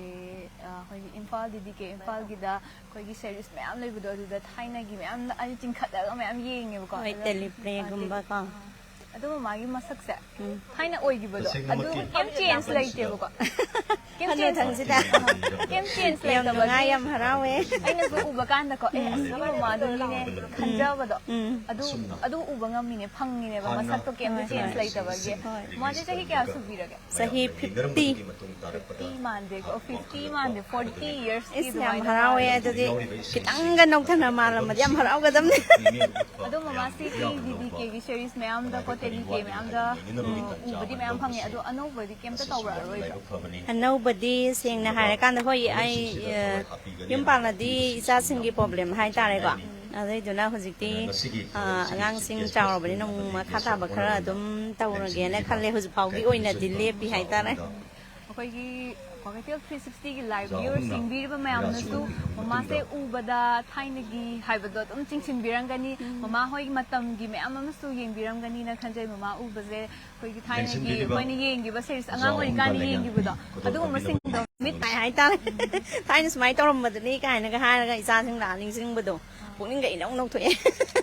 ꯑꯅꯧꯕ ꯑꯩꯈꯣꯏꯒꯤ ꯍꯥꯏꯕꯗꯤ ꯂꯥꯏꯐꯁꯤꯗ ꯅꯧꯅ ꯆꯪꯉꯛꯄ ꯑꯣꯏꯕꯁꯨ ꯑꯗꯨꯒ ꯑꯩꯈꯣꯏꯒꯨꯝꯕꯒꯤ batch ꯍꯥꯏꯇꯥꯔꯦꯀꯣ ꯁꯨꯝꯕꯁꯤꯡꯅ ꯑꯩꯈꯣꯏꯒꯤ DDKꯒꯤ ꯇꯦꯂꯤꯄꯦꯁꯤꯡꯁꯦ ꯌꯦꯡꯗꯕꯁꯤꯡꯅꯗꯤ ꯀꯅꯥꯅꯣꯅꯦ ꯀꯥꯏꯅꯒ ꯁꯨꯝ ꯈꯟꯕ ꯌꯥꯎꯔꯝꯒꯅꯤꯕ ꯑꯗꯣ ꯃꯌꯥꯝꯅ ꯍꯥꯏꯗꯤ introduce ꯇꯧꯖꯒꯦꯕꯀꯣ ꯃꯃꯥꯁꯦ ꯊꯥꯏꯅ ꯑꯩꯈꯣꯏꯒꯤ DDK ꯏꯝꯐꯥꯜꯒꯤ ꯇꯦꯂꯤꯄꯦꯗ ꯌꯥꯝ ꯇꯣꯏꯅ ꯍꯥꯏꯕꯗꯤ ꯃꯃꯥꯁꯨ ꯃꯆꯦꯁꯨ ꯑꯗꯨꯗꯒꯤ ꯂꯩꯁꯥꯕꯤꯗ ꯑꯣꯏꯔꯁꯨ ꯊꯥꯏꯅ ꯃꯃꯥꯒꯤ ꯁꯝꯒꯗꯤ ꯈꯤꯇꯪ ꯈꯣꯏꯇꯛꯀ ꯇꯧꯔ ꯊꯥꯗꯣꯛꯑꯒ ꯍꯧꯖꯤꯛꯀꯥꯟꯒꯤꯗꯤ ꯑꯩꯈꯣꯏꯗꯤ ꯌꯥꯝ ꯐꯖꯕ ꯀꯩꯅꯣ ꯑꯣꯏꯕ ꯑꯗꯨꯒ ꯑꯩꯈꯣꯏ ꯍꯧꯖꯤꯛꯇꯤ ꯌꯥꯝꯅ ꯃꯦꯀꯞꯁꯦ ꯑꯗꯨꯝ ꯂꯣꯏ ꯇꯧꯅꯔꯦꯀꯣ ꯊꯥꯏꯅꯒꯤ ꯃꯇꯝꯗꯗꯤ ꯃꯦꯀꯞꯁꯦ ꯌꯥꯝ ꯇꯧꯅꯗꯦꯕ ꯇꯧꯗꯦ ꯃꯦꯀꯞꯁꯦ ꯌꯥꯝ ꯇꯧꯅꯗꯦ ꯑꯗꯣ ꯍꯧꯖꯤꯛ ꯃꯃꯥ ꯂꯥꯛꯏꯁꯤꯁꯨ ꯃꯦꯀꯞꯁꯦ ꯌꯥꯝ ꯇꯧꯔꯒ ꯂꯥꯛꯄꯤ ꯂꯤꯞꯁꯇꯤꯛꯀ ꯄꯤꯁꯨꯝ ꯈꯛꯇꯪ ꯌꯦꯛꯄ ꯃꯥꯜꯂꯦ ꯆꯨꯝꯃꯦ ꯑꯩ ꯀꯦꯔꯛꯇꯦ ꯀꯩꯝꯇ ꯑꯗꯨ ꯌꯥꯝꯅ ꯐꯖꯩ ꯑꯗꯨꯝ ꯊꯥꯏꯅꯒꯤ ꯅꯍꯥ ꯑꯣꯏꯔꯤꯉꯩꯗꯣ ꯑꯗꯨꯒꯤ ꯁꯛꯇꯣ ꯑꯗꯨꯝ ꯆꯦꯟꯖ ꯇꯧꯗꯦ ꯀꯩ ꯍꯥꯏꯅꯤ ꯌꯥꯝ ꯋꯥꯈꯜꯒꯁꯦ ꯌꯥꯝ ꯅꯧꯊꯣꯛꯑꯒ ꯌꯥꯝ ꯅꯨꯡꯉꯥꯏ ꯍꯥꯏꯇꯥꯔꯦ ꯁꯨꯃꯥꯏꯅ ꯃꯃꯥ ꯐꯪꯁꯟ ꯌꯥꯎꯕ ꯂꯥꯛꯄꯁꯦ ꯑꯩꯈꯣꯏꯒꯤ ꯑꯣꯖꯥ ꯃꯤꯡꯑꯣꯏ ꯄꯟꯖꯥꯔꯕꯗ RK ꯅꯟꯗꯦꯁꯣꯔꯤꯒꯤ ꯏꯁꯩꯁꯦ ꯃꯃꯥꯡꯗꯁꯨ ꯍꯤꯠ ꯆꯠꯈꯤꯀꯣ ꯍꯟꯗꯛꯁꯤꯁꯨ ꯆꯠꯂꯦ ꯑꯗꯣ ꯐꯪꯁꯟ ꯌꯥꯎꯕ ꯂꯥꯛꯄꯁꯦ ꯏꯟꯚꯥꯏꯠ ꯍꯥꯏꯕꯗꯤ ꯒꯦꯁ ꯑꯃ ꯑꯣꯏꯅ ꯃꯃꯥꯅ ꯋꯥꯐꯝ ꯈꯔ ꯊꯝꯕꯤꯌꯨ ꯌꯥꯝ ꯅꯨꯡꯉꯥꯏ ꯍꯥꯏꯇꯥꯔꯦ ꯁꯨꯃꯥꯏꯅ ꯇꯧꯕꯁꯦ ꯃꯥꯏ ꯃꯃꯥꯡꯗꯁꯨ ꯑꯗꯨꯝ ꯍꯤꯠ ꯆꯠꯈ꯭ꯔꯦ ꯉꯥꯏꯖꯒꯦꯗꯣ ꯑꯗꯣ ꯍꯟꯗꯛꯀꯤꯁꯨ ꯑꯣꯏꯒꯤ ꯅꯥꯁꯣꯝ ꯌꯦꯠꯇ ꯆꯤꯟꯅꯤꯡꯂꯦꯁꯤꯁꯨ ꯑꯗꯨꯝ ꯌꯥꯝ ꯐꯖꯅ ꯆꯠꯀꯅꯦꯅꯁꯨ ꯈꯜꯂꯦ ꯑꯗꯨꯏꯗꯨꯒ ꯃꯃꯥꯡꯗꯁꯨ ꯏꯁꯩꯁꯦ ꯔꯤꯂꯤꯁ ꯇꯧꯗ꯭ꯔꯤꯉꯩꯗ ꯑꯦꯗꯚꯔꯇꯥꯏꯁ ꯃꯇꯦꯛ ꯇꯧꯕꯁꯤꯗ ꯑꯗꯨꯝ ꯚꯥꯏꯔꯦꯜ ꯆꯠꯂꯦꯅ ꯈꯜꯂꯦꯀꯣ ꯑꯗꯨꯏꯗꯨꯅ ꯑꯗꯨꯝ ꯆꯠꯂꯅꯤ ꯐꯖꯅꯦꯅ ꯈꯜꯂꯦ ꯃꯌꯥꯝꯅꯁꯨ ꯑꯩꯈꯣꯏꯒꯤ ꯉꯁꯤꯒꯤ ꯑꯣꯏꯒꯤ ꯅꯥꯆꯣꯝ ꯍꯥꯏꯔꯤꯕ ꯏꯁꯩꯁꯤꯗ ꯊꯥꯏꯅꯒꯤ ꯑꯔꯤꯕ ꯑꯥꯔꯇꯤꯁ ꯑꯩꯈꯣꯏꯒꯤ ꯑꯣꯖꯥꯁꯤꯡ ꯃꯌꯥꯝ ꯑꯃ ꯊꯦꯡꯅꯕ ꯐꯪꯖꯔꯦ ꯌꯥꯝꯅ ꯅꯨꯡꯉꯥꯏ ꯑꯩꯈꯣꯏꯒꯤ ꯏꯁꯩꯁꯤꯁꯨ ꯃꯌꯥꯝꯅ ꯅꯨꯡꯁꯤꯕꯤꯗꯅ ꯍꯌꯦꯡꯗ ꯔꯤꯂꯤꯁ ꯇꯧꯗꯣꯏꯅꯦꯕꯀோ ꯁꯤꯗ ꯃꯌꯥꯝꯅꯁꯨ ꯁꯞꯄꯣꯔꯠ ꯂꯥꯏꯛ ꯀꯣꯃꯦꯟ ꯇꯧꯕ ꯀꯧꯕꯤꯒꯅꯣ ꯃꯃꯥꯒ ꯋꯥꯔꯤ ꯋꯥꯇꯥꯏ ꯁꯥꯟꯅꯕ ꯐꯪꯖꯕꯒꯤ ꯃꯃꯥꯕꯨ ꯊꯥꯒꯠꯆꯔꯤ ꯑꯩ ꯁꯨꯃꯥꯏꯅ ꯔꯥꯎꯟ ꯀꯣꯏꯔꯒ ꯂꯥꯛꯑꯦ ꯑꯩ ꯑꯗꯨꯝ ꯄꯤꯖꯔꯒꯦ ꯍꯧꯖꯤꯛ ꯑꯩꯅ ꯑꯃꯨꯛ ꯎꯅꯖꯒꯗꯧꯔꯤꯕ ꯃꯃꯥꯁꯦ ꯁꯤꯡꯒꯔꯅꯦ ꯃꯃꯥ ꯃꯤꯡ ꯑꯝꯇ ꯍꯥꯏꯕꯤꯌꯨ ꯃꯃꯥ ꯑꯩꯒꯤ ꯃꯤꯡ ꯃꯥꯏꯔꯦꯝꯕꯝ ꯅꯤꯂꯕꯇꯤ ꯃꯌꯥꯝꯕꯝ ꯅꯤꯂꯕꯇꯤ ꯍꯥꯏꯕ ꯃꯥꯏꯔꯦꯝꯕꯝ ꯅꯤꯂꯕꯇꯤ ꯍꯥꯏꯁꯦ ꯔꯦꯗꯤꯑꯣꯗꯀꯣ All India Radio-da ꯃꯃꯥꯒꯤ ꯏꯁꯩꯁꯦ ꯌꯥꯝꯅꯁꯨ ꯇꯥꯟꯅꯩ ꯃꯤꯅꯁꯨ ꯌꯥꯝꯅ ꯈꯜꯂꯦ ꯇꯣꯏꯅ ꯌꯥꯝꯅ ꯇꯥꯟꯅꯕ ꯏꯁꯩ ꯑꯣꯏꯌꯦ ꯃꯥꯏ ꯆꯧꯀ꯭ꯔꯤ ꯑꯃ ꯊꯤꯡꯖꯤꯟꯖꯔꯛꯀꯦꯀꯣ ꯃꯌꯥꯏ ꯏꯁꯩꯗ ꯐꯪꯖ ꯑꯇꯩ ꯔꯦꯗꯤꯑꯣꯒꯤ ꯏꯁꯩ ꯇꯥꯕꯤꯕꯁꯤꯡꯅꯁꯨ ꯃꯃꯥꯒꯤ ꯃꯤꯡꯁꯤꯇꯪ ꯄꯟꯕꯗ ꯁꯣꯏꯗꯅ ꯈꯪꯕꯤꯔꯝꯒꯅꯤ ꯃꯥꯏꯔꯦꯝꯕꯝ ꯅꯤꯂꯕꯇꯤ ꯍꯥꯏꯔꯤꯕ ꯃꯤꯡꯁꯦ ꯃꯌꯥꯝ ꯇꯣꯏꯅ ꯏꯁꯩ ꯌꯥꯝ ꯈꯟꯕꯅꯦ ꯃꯃꯥꯒꯤ ꯏꯁꯩꯁꯦ ꯑꯩ ꯏꯁꯥꯁꯨ ꯌꯥꯝ ꯇꯥꯖꯩꯕꯀꯣ ꯑꯃ ꯀꯥꯏꯅꯕꯒꯤ ꯏꯁꯩ ꯑꯃ ꯀꯥꯏꯅꯕ ꯏꯁꯥ ꯂꯥꯡꯅꯕ ꯅꯨꯡꯁꯤꯕ ꯇꯝꯕꯤꯕ ꯂꯥꯛꯄ꯭ꯔꯥ ꯍꯥꯏꯗꯣ ꯑꯗꯨꯒꯤ ꯃꯃꯥ ꯀꯥꯏꯅꯕ ꯏꯁꯩ ꯇꯥꯕꯁꯦ ꯃꯃꯥꯒꯤ ꯃꯤꯡꯁꯦ ꯀꯥꯎꯗꯅꯕꯅꯦ ꯑꯁ ꯑꯩꯁꯨ ꯔꯦꯗꯤꯑꯣꯗ ꯏꯁꯩ ꯈꯜꯂꯗꯤ ꯀꯥꯏꯅ ꯗꯥꯏꯔꯤꯗ ꯑꯩꯅ ꯈꯔ ꯑꯉꯥꯡ ꯑꯣꯏꯔꯤꯀꯥꯟꯗꯀꯣ ꯏꯁꯜꯂꯒ ꯊꯝꯃꯦ ꯑꯉꯥꯡ ꯑꯣꯏꯔꯤꯀꯥꯟ ꯍꯥꯏꯁꯦ ꯀ꯭ꯂꯥꯁ 10 ꯃꯨꯛ ꯀꯥꯕꯩ ꯑꯗꯨꯋꯥꯏꯗꯀꯣ ꯀꯥꯎꯗꯅꯕꯅ ꯏꯁꯩ ꯃꯌꯦꯛꯀꯗꯣ ꯀꯥꯏꯅꯕ ꯏꯁꯩꯗꯣ ꯏꯁꯜꯂ ꯊꯝꯃꯦꯕ ꯑꯗꯣ ꯑꯩꯈꯣꯏꯒꯤ ꯔꯦꯗꯤꯑꯣꯒꯤ ꯏꯁꯩ ꯁꯛꯄꯤ ꯑꯩꯈꯣꯏ ꯔꯦꯗꯤꯑꯣꯗꯗꯤ ꯈꯣꯟꯖꯦꯜꯁꯦ ꯈꯛꯇꯅꯦ ꯇꯥꯕ ꯐꯪꯉꯤꯁꯦ ꯑꯗꯣ ꯉꯁꯤ ꯁꯛ ꯎꯅꯕꯒꯤ ꯇꯥꯟꯖꯥ ꯑꯃ ꯐꯪꯕꯁꯦ ꯌꯥꯝꯅ ꯅꯨꯡꯉꯥꯏꯖꯩ ꯑꯩꯈꯣꯏꯒꯤ ꯀ꯭ꯋꯥꯀꯩꯊꯦꯜ 360ꯕꯨ ꯌꯦꯡꯕꯤꯔꯤꯕ ꯚ꯭ꯌꯨꯋꯔꯁ ꯃꯌꯥꯝꯅꯁꯨ ꯃꯃꯥꯁꯦ ꯎꯕꯗ ꯃꯥꯏꯔꯦꯝꯕꯝ ꯅꯤꯂꯕꯇꯤ ꯁꯛꯁꯦ ꯈꯪꯕꯤꯗꯕꯗꯣ ꯍꯥꯏꯕꯗꯤ ꯈꯣꯟꯖꯦꯜ ꯈꯛꯇꯅꯦꯕ ꯇꯥꯔꯤꯁꯦ ꯔꯦꯗꯤꯑꯣꯗꯗꯤ ꯈꯣꯟꯖꯦꯜꯅ ꯂꯣꯏꯅ ꯁꯥꯟꯅꯕꯅꯤꯅ ꯑꯗꯣ ꯉꯁꯤꯗꯤ ꯁꯛ ꯎꯅꯕ ꯐꯪꯖꯔꯦ ꯃꯃꯥꯁꯦ ꯆꯍꯤ ꯀꯌꯥ ꯁꯨꯕꯤꯔꯒꯦ ꯌꯥꯝꯅ ꯅꯍꯥ ꯑꯣꯏ ꯑꯩꯁꯦ 55 ꯑꯗꯨꯃꯥꯏꯅ ꯁꯨꯔꯦ 55 ประมาณเดียวกว่ามาอันนี้สิยิงมากันแต่ว่าอดุม40 years กี่สวายเดลัยบ้างมาเลยนะฮะโอ้ยเนว่ามาใกล้จากเ Nah, bueno, sih. Wakal kita. Wakal nungai be makapolida. Natra. Mama wakal kasi nungai. Pero kan do gumbo ko mi ko zelo ina mak nungai ta basilo ina delay duna. Mani mani. Hai di wakal se nungai ga di isa se nong thok toy ne na hai nei. Mani Ma se mani. wakal nungai tra kan isai ga dum sak aga lay bro. Wakal nungai tragedi ai si satra khara loi nei ko. Nei angang singra sengbat di. Sina ai wakal nungai ta badi sangdre. Hai badi angang sing adum nimit kudingi. La e moi lak taw tam da ayong office le. Smai na taw bagi. An ai wakal nungai ta ba sang da bai ta re. Aduga mayam na su ai na hai ni sina. Mayam na su thoidok na su khanga moi khonjel bijin taram gani ko. Adu itaraga su ai stage performance taw da ba. Sina maram mo ka angang sing sina kaya sakhang da ba adu isai taraga di ma adu isai sak padoro he hai magumba. Ai Smai ka taw. Hoi samak su radio gi isai yam ta zai. Adu bu ngasi mai mam ni labati ha ba ma gi kai na ba gi isai da ai khang na lai ram ni se. Lak labra poinu tha ka hai ba. Adu ai na khale adu isai ta ba da. Kai gi no akhoi gi tha anau ba lak pa da. Mai na ari anau sina ba da. Tha tha gi isai puthoi se kai gi no kai na ko angang ni kan yam khalle ba isai ta ba da. Adu ga lak labra poinu tha adu ga poinu gi lak ba adagi di ari anau sina ba sigum ba ze yam isai se radio gi no sinu si isai yam nei ba. Man man. Hai ni gi isai si ga mu ga di yam thi na khet na re ba ko. Adu ga lyrics mak ta oira su Hoi. adum direct hai bi. Dari hai bi adagi thai na gi sing sina kalpana da oina zale. Adu haji sina direct hai bis da oina focus tawre mayam sina. Matam di ahong bagi Matang di awan bagi matumina jigla ini. Adu bu amu hanjalakini. Hai na ina khalle. Adu hanjalak ba hai bu ngasi gi song release taw go dori ba isai se oi gi na chom ye ta chin biro kai hai se nupa da pakhang da koina pamja ba ama da sai tha ba isai oi doi ne ba ko aduna ai nang pa me du nu si re kai na hai ba wa hai di oi de adu mai na thai ni gi hanjalak ba gum na ngasi gi isai si su hoi hanjala ini hanjala we ba hai na lau zai ba hoi sum aduga mama ki isai se yam toina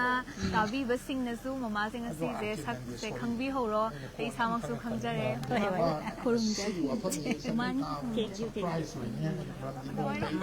ojarage mani bu ngasi unajarga wari watai sanaba amadi mayam dasu akoina ariba artist sing oja sing bu khanghan jaba tanja pibi bagi damak ta mani bu thagachari thank you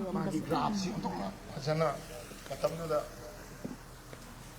Okay, Nandi, sorry, Lupita. Pusparani. Roshidina. Umon, si senior. Semaina, matam dugi jen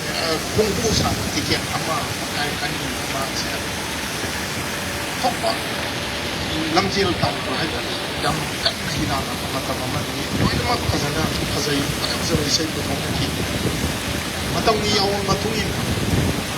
Lecturer, I get a veteran who is nobody roll of us. She's actually young.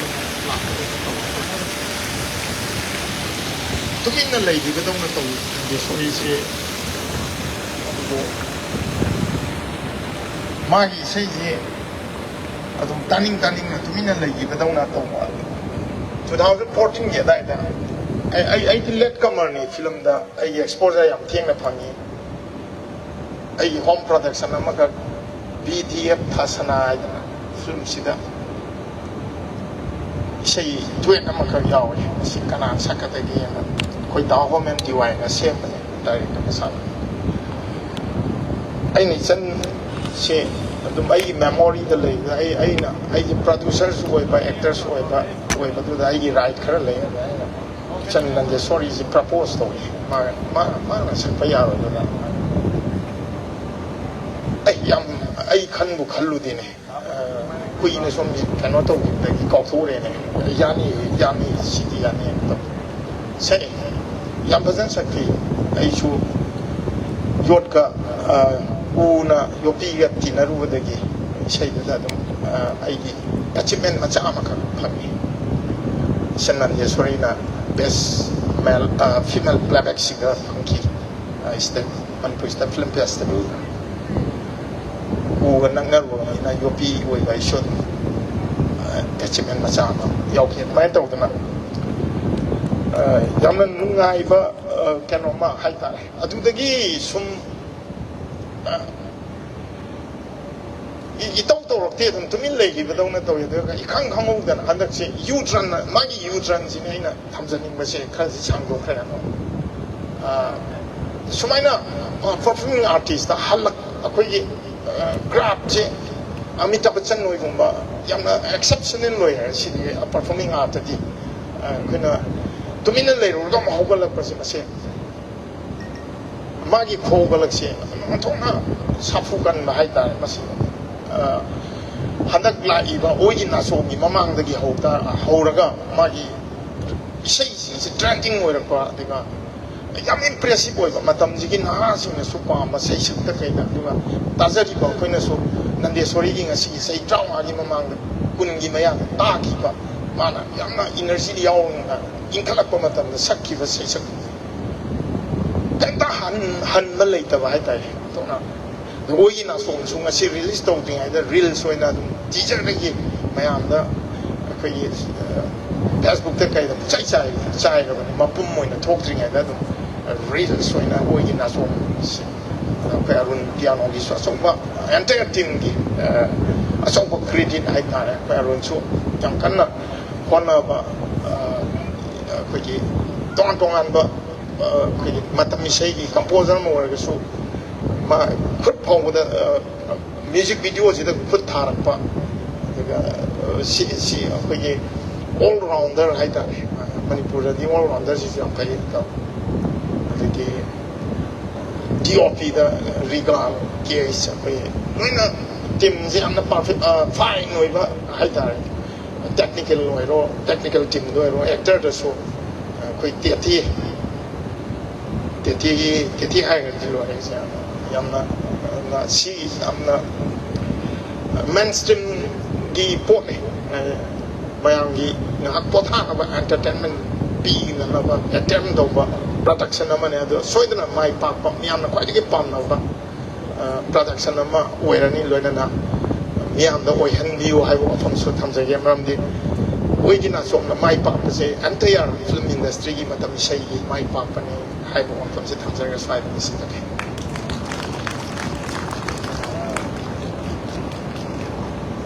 kai kun butchari yamna ngallingai matam dagi akenan di sori yu wari sing yamna khangam da basing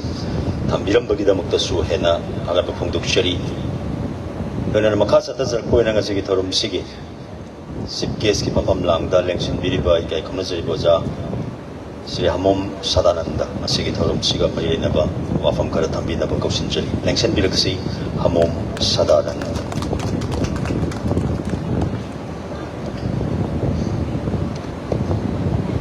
kuman punsiwa and smile highway mayam da ang ta hage kuman punsiwa thank you very much yam nungare aduga evening se yam calm oiba aduga yam ingba yam saba sunataba yam nungai ba mayam na phamba da ngatan mayam smaina gathering ang ka usida yam nungai an bo weather oiba sisu mapuna san bi bani haibagi khudum amane na ai hana thamjaraga han bamakta da yai paba hena television o haidana entire team of oigi na chomda thamjage do mayam su kuba hom kumira ma oigi thonda sabi ni hai bas ma thamjarage chief guest kana hairak pasi thamoi da na ngai phau do phau ba ta ai le kai do kind of sometime adu oi by the way yam nungai yam akoi busu ai gi punsigi center paisel da singer ma oigani haibagi mami amata yaudana laaga singer oiraba matungda yam nungsibidagi isai tabiraba matungda ihan hana aibu durdasan kendragida aina di kaya da nungsiba haiba album du nambi khiba yambung aikoi di ozani koi goodbye na singna pubiba oza singa paminna ba kai su sandai feel amadi phawi kai aina phami je chummi jala kaina dum adubu laibak phabani khalla kanda ngasigi platform sida aikoi punna adusu kaisam thong ke na ta phamba sai masi kaisam thong da award ba ta leiti sini nai ningi na dang lively o heading soiro jalo ai chum doi na tro koi kaisam ma tani kai no aduna kaisa nunga ta thaga le na ju me la na sum logi gano sum nungai bai tare mi ama sum puthor pada ama puthor pada art feel sida puthor pada magi magi afaba mafam amam kallaga leiram mi ngakta thengna jaba du still logic su kuthok ngam liba singa punmin na base su yam lai ba bani khanjara kan ai hena haijara roi ngasi oi gi nacho ai gi mamang da ngang biramba Mr. Boni na su haibdo grafting se artist ki grafting se up and down jadum always laigane bako adu yam luri se down chathara kan up kana bo na base si anova kano ne ba yam wa ba artist singi kano do yam wa ba kano ne khandi yam khanba adu koi bu yokpi ga dori ba koi bu thangat pi ga dori ba koi public sing china kadai bok da pambi ga da ge kai se yam nei na ba chang he khale adu bu ngasi kano dori ba koi say sakti ama oina mayam gi thabak toroma mo to grafting je khangwang wang kala pa man ba makak mayam do u khiba se ngai je gi la ibam trail sida angak pa phangna influence ka pi ba hujik si yam nungai ri se ma ga yaw de di se taw ya dri hujik se mani bu dai sei taw bu sida ne sei nu pi sing sei sakti sida dan di sori kai se ma tak tar list yaw ta di sei ye thok na ba gi bhap ta lei re ba si nungai ri ne duga aina hygienic budi artist ki lamdadi artist always up and down laigani down la ina traga up chatti haibagi grafting chidi ekoi same gadaba nate public na lep gadaba adubu always ekoi the conscious boy ai gi se ai gi performance na traga ai gi chatti ba profession chi down chatti up chatti spine se adum laigani adu aina haining budi down chatle haidana ekoi puning handa gadaba nate always khan gadaba se ai se kadai da soirige adu ai gi grafting se smana khara handabra kai se adum mingon da complain to gi mahutta ai gi soiri se kai no ai gi dressing sense da soirira wangang sangang da soirira natraga ai sei sing sina aina sai bai sei se stage da sai ba natraga stage da kudol tambe ba natraga video da kudol tambe ba sing se kadai da soiri ja no kai se sometime adum study da gado bani hai si madi ai artist moina me am da thamjage duba ai aina chathari ba sida achumba dudi study tawbada fangakpa finding duda phai haibadu madi naha inkalakpa singda thambirama kanda matam sangba aduga oidaba thabak singduna ignore tawthokraga thambigro aduga oiraroidaba thabak tudi thadok pigro haibasi thamjaraga ngasi mayam da kudol tamjaga dawriba aduga hayengna sandol record ki adugumlaba YouTube channel da pung 8 ayukta phangbiga dawriba oi gi nachom da work tawbiriba on the screen aduga mayam pudamaksu mapuna chanbiraga ngasi gi yai kharban asida hena thabak thorom pangthokpada achumma mai kairomda amade mai pakpa mai kairomda hena chingaga puba oisanu na thamjaraga ngasi gi pangthokadoriba puthokadoriba video se hena mayam na pamna biba oirisanu haraga khurumde thank you very much kai kun buchari yamna marui bo fam singni artist singi damakta thambiram libasi tungda horak liba kuding magna oja sadan dana thambiram liba sagi asoi ba hana sek toba habasi masi khwai degi marui ba ama oigani haibagi thajabadu leijai aduga yamne hena nungai ribadi kai samthong dapokpi nandeswari gi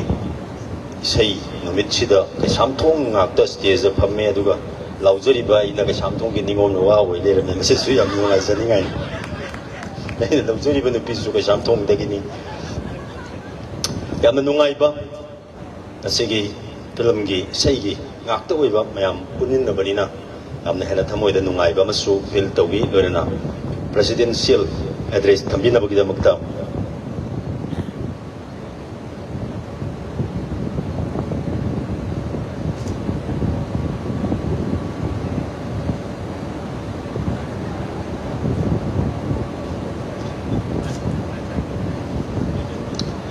Donena hujikti album sida senza songzaba adugumba crew and cast kuding magtuda production team gi maikai degi ngamjaba kodol pot amamam kodol tamjana bagi tanja duni ahan bada koina kodol tamjaga dori base yamna maroi ba online partner oiminaba album sigida magta adugumba asile now sing duni ahan bada thamjari basi iramdam ipau singjamai 360 kwa kaitel 360 lamlai 360 thobal tudi ꯑꯍꯥꯟꯕꯗ ꯏꯔꯝꯗꯝ E ꯄꯥꯎꯒꯤ ꯏꯀꯥꯏ ꯈꯨꯝꯅꯖꯔꯤꯕ ꯏꯆꯤꯜ ꯏꯅꯥꯎꯁꯤꯡ ꯂꯦꯡꯁꯤꯟꯕꯤꯔꯛꯅꯕ ꯅꯣꯂꯨꯛꯆꯔꯤ ꯂꯣꯏꯅꯅ ꯍꯥꯏꯔꯤꯕ ꯈꯨꯗꯣꯜꯄꯣꯠꯁꯤꯡ ꯑꯁꯤꯒꯤ ꯊꯧꯔꯝꯁꯤꯒꯤ guest of ꯑꯣꯅꯔꯒꯤ ꯐꯝꯐꯝꯂꯥꯡꯗ ꯂꯦꯡꯁꯤꯟꯕꯤꯔꯤꯕ mister G ꯕꯣꯅꯤ ꯁꯔꯃꯅ ꯈꯨꯗꯣꯜ ꯇꯝꯕꯤꯒꯅꯤ ꯑꯍꯥꯟꯕꯗ ꯂꯦꯡꯁꯤꯟꯕꯤꯔꯛꯀꯅꯤ ꯏꯔꯝꯗꯝ ꯏ ꯄꯥꯎ ꯂꯦꯡꯁꯤꯟꯕꯤꯔꯛꯂꯤ ꯑꯁꯤꯒꯤ ꯊꯧꯔꯝꯁꯤꯒꯤ ꯒꯦꯁ ꯑꯣꯐ ꯑꯣꯅꯔ ꯖꯤ ꯕꯣꯅꯤ ꯁꯔꯃꯗꯒꯤ ꯈꯨꯗꯣꯜꯄꯣꯠꯁꯤ ꯂꯧꯕꯤꯒꯅꯤ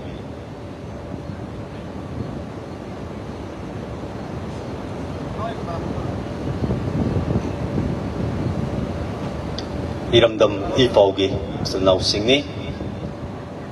마탄다 거신저리 싱자마이 360 싱자마이 360 이코이다 ꯌꯥꯝꯅ ꯅꯤꯡꯊꯤꯖꯕ ꯄꯥꯎ ꯐꯖ ꯂꯝꯗꯝ ꯁꯤꯒꯤ ꯑꯣꯏꯕ ꯊꯧꯗꯣꯛ ꯋꯥꯊꯣꯛꯁꯤꯡ ꯑꯃꯗꯤ ꯂꯩꯈꯤꯕ ꯏꯔꯥꯡꯁꯤꯡꯗ ꯌꯥꯝꯅ ꯏꯆꯪ ꯊꯧꯅ ꯃꯌꯥꯝꯅꯁꯨ ꯑꯗꯨꯝ ꯈꯪꯅꯈꯤꯕ ꯁꯤꯡꯖꯃꯩ ꯑꯇꯩ ꯈꯪꯅꯗꯦ ꯍꯥꯏꯕ ꯅꯠꯇꯦ ꯁꯤꯡꯖꯃꯩ 360 ꯁꯤꯅ ꯈꯤꯇꯪ ꯍꯜꯂꯛꯄ ꯃꯥꯜꯂꯤ ꯑꯗꯨꯒꯤꯗꯃꯛꯇ ꯍꯥꯏꯖꯕꯅꯤ ꯃꯊꯪꯗ ꯀ꯭ꯋꯥꯀꯩꯊꯦꯜ 360 ꯂꯦꯡꯁꯤꯟꯕꯤꯔꯛꯀꯅꯤ ꯀ꯭ꯋꯥꯀꯩꯊꯦꯜ 360ꯒꯤ ꯏꯆꯤꯜ ꯏꯅꯥꯎꯁꯤꯡ ꯂꯦꯡꯁꯤꯟꯕꯤꯔꯛꯀꯅꯤ ꯂꯥꯛꯇꯕ ꯃꯥꯜꯂꯦ ꯑꯣ ꯂꯥꯛꯄꯤꯕ꯭ꯔꯥ ꯂꯦꯡꯁꯤꯟꯕꯤꯔꯣ ꯀ꯭ꯋꯥꯀꯩꯊꯦꯜ 360 ꯉꯁꯥꯏꯗꯒꯤ ꯃꯤ ꯃꯌꯥꯝꯁꯤ ꯀꯣꯏꯊꯤ ꯊꯤꯔꯒ ꯏꯟꯇꯔꯚ꯭ꯌꯨ ꯂꯧꯔꯝꯕꯅꯤ ꯑꯗꯨꯒ ꯍꯧꯖꯤꯛ ꯀꯧꯁꯜꯂꯀꯥꯟꯗ ꯊꯦꯡꯇꯛ ꯇꯧꯔꯤꯁꯤ ꯊꯃꯣꯏꯗ ꯌꯥꯝꯅ ꯍꯦꯟꯅ ꯅꯨꯡꯉꯥꯏꯕꯒꯤ ꯉꯥꯏꯍꯥꯛ ꯅꯨꯡꯉꯥꯏꯕ ꯐꯣꯡꯗꯣꯛꯄꯤꯕ ꯃꯥꯜꯂꯤ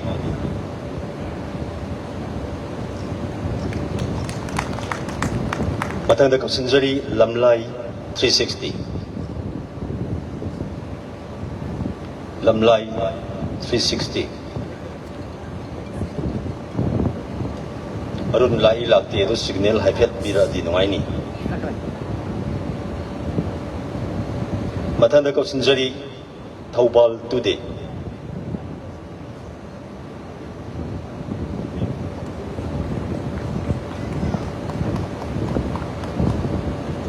ꯑꯅꯤꯃꯛ ꯄꯨꯟꯅ ꯑꯗꯨꯝ ꯂꯝꯂꯥꯏꯅꯦ ꯊꯧꯕꯥꯜꯅꯦ ꯌꯥꯝ ꯂꯥꯞꯅ ꯑꯗꯨꯝ ꯄꯨꯟꯁꯤꯟꯅꯕꯤꯕꯁꯤꯁꯨ ꯌꯥꯝ ꯅꯨꯡꯉꯥꯏꯕ ꯑꯃꯅꯤ ꯃꯔꯨꯞ ꯃꯄꯥꯡꯒꯤ ꯄꯤꯊꯣꯛ ꯄꯤꯁꯤꯟ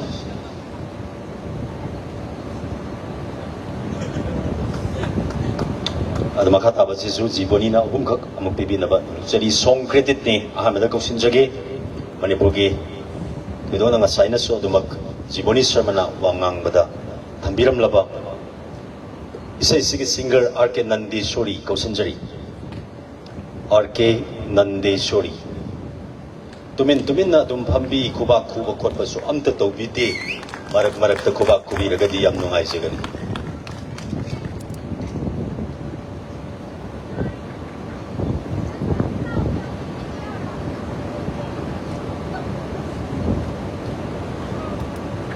मतंगदा कौसिंजरी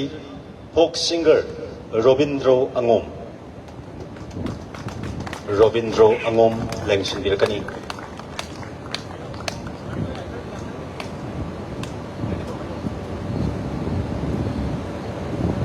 Robindro Angom folk singer ni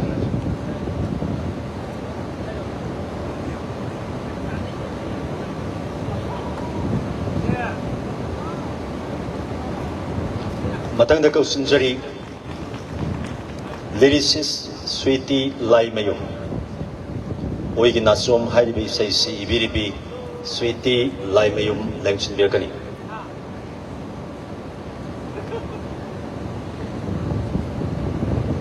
아티스팅부 풍닝 덕엇비부 오이나 구박도 아니 어훔 등디 핵 꺾도록 고딩기 고비너바 노룩시리 스위티 라이메욤 오이기 나솜 하이리비 세이시 이비바 미스투니 다이콘 우체리 너나나 아시기 더럼시기 게소 오늘 부수 노르고 우체리 마카다바 구돌포체 아시기 더럼시기 집 게소 비리바 아자 하몸 사다난다나 구신나비가니 아한바다 구신저리 필름시기 male actor Suraj Ngasepam Suraj Ngasepam기 마탕다 구신저리 호직기 오이나디 Teachers Day Pangtoki mamangda ujipaw pangtoknari mahaki sa ingagtani ngang nupi masasing sinani kairisi tete sapam kausinjari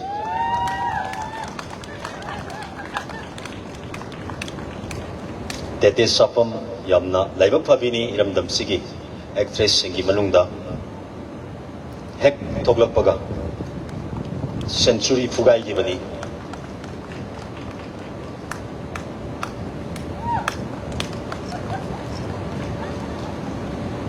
Kaya kono bukchiri matang da kausinjari mayam gini sadi pakhang dauna leizari bini adubu thonbiram liba mingsina mine hek yam ahal oirabo iningba kausinjari kai komnajari ba idau yang ni adubu kauram liba mingsina idau se ahal loisal hanbani mayam nasu yengbiu lengsen birakli idau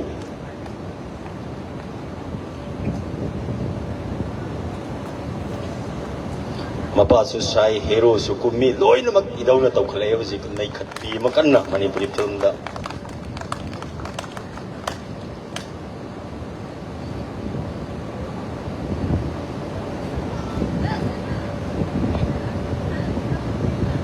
kaya kun butcheri matang da kausinjari doktor pada mayam wa law nang tang na langpio ming sisu yam phajana sum na ibirami kausinjage thoi thoi mombi Alliance Mombi ini irami Manipuri film da si hoi yaw dragadi babokta awat pa amathamoy da dum leiba artist singi manungda mani lengsun biragli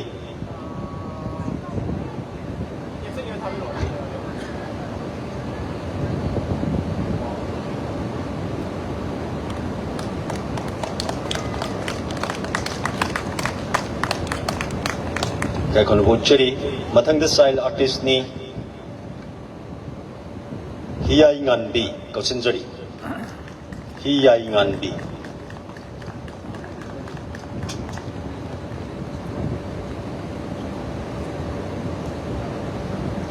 Hiyai Nganbi ngasai na khalli mathanda reels ka namkiba ngang ni umarumda aduna khara soidana tawrumgani Mama tanda reels na mamme ba sige leibung sige marumda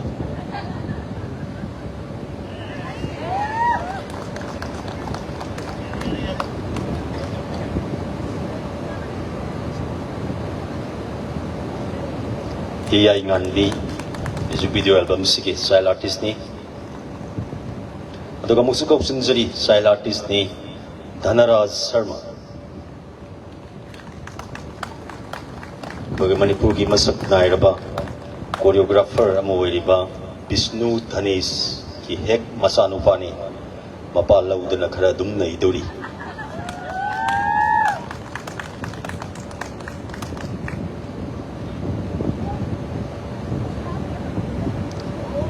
Dhanaraj Sharma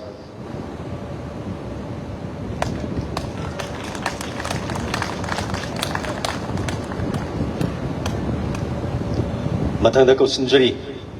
Zulia Naurema album si artist ni Zulia Naurema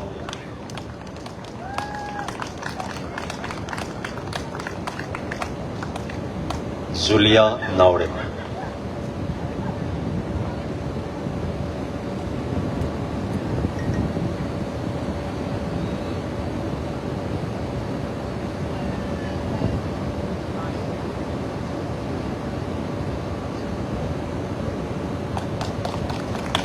Kaya kono butcheri Zulia Naurem ki matang da kausinjari Bonita Maibam album si artist ni Bonita Maibam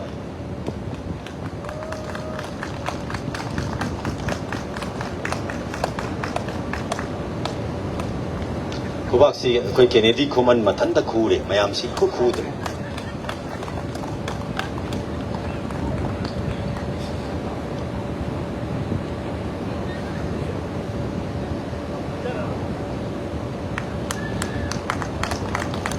Bonita Maibam ki matang da Ravina Kolom dancer ni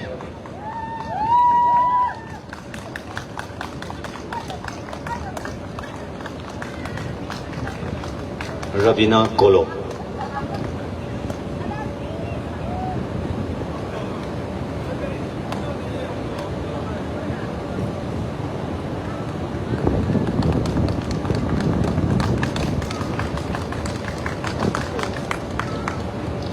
Matanda Kausanjari, Laisram Sonia Devi, dancer ni Maxu. Laisram Sonia Devi.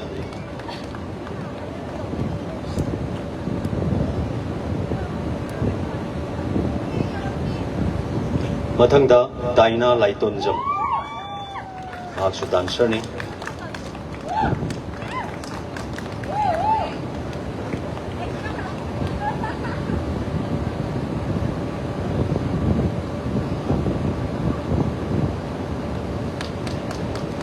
Daina Laitonjam. Daina ki mathangda Kausimchari simasu dancer ni Laitan Them Einstein Devi. Namnongai jay ngasigi si guest po kay gon gutchari pampam lang da muleng sin bigani. Aduga mathangda mo Kausimjaga dori basi. Ngasigi pangtok sariba tauram sige sport ay jabatay. Loinamak mayamna ubiriba light sound kuding magsi pag sige owner na sponsor to bibani toy toy adventure park ki owner Kausinjage koina kai kumnujan na bagitan jam kaglog jabani KH Inauba sa namaki art ko yam yokat piba aduga yam na maruay bamisak amani toy toy adventure park ki honor oina lebiri be kai kumna jibo ja KH Inauba kai kumna jali bang sige thorom sige president yabung RK Amarjit na legyan sukudol tambigani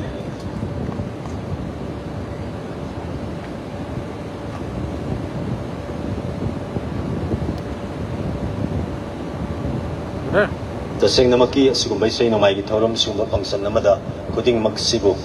sponsor to biba hay basi ilam tawzari basingi wina di yam sautok sa ningay ni masabi kay kuno uchari ke chinaw ba tugo makata ba kudol potsing so yampung na dumagtibigan Matanda Kausanjari English subtitle tawbiba album sida manipugi masak nair ba scriptwriter mani sa iba mani Binoranjan Oinam Kausanjari awardee ni makal kaya gi film gi oiba award sing phangkraba marup ni Binoranjan Oinam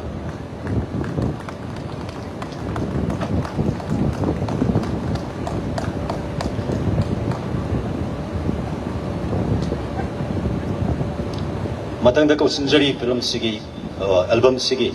choreographer Vishnu Dhanesh Yang pajawa ming ni mi ani gi ming ko wani sigi thogdok su laiki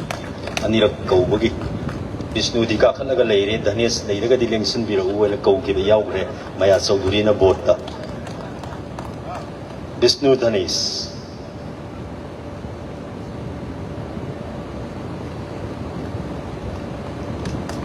Vishnu Dhanesh ki mathangda Kausanjari album sigi makeup Tone Kunz Kausanjari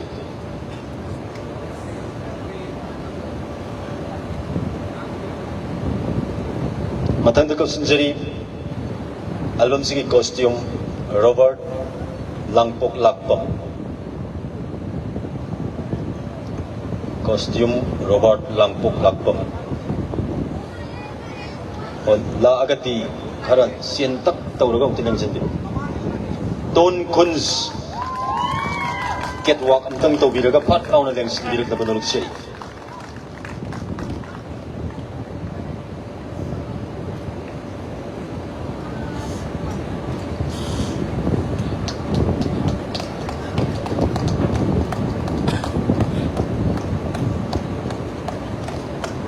Robert sisu yawrog krabajala.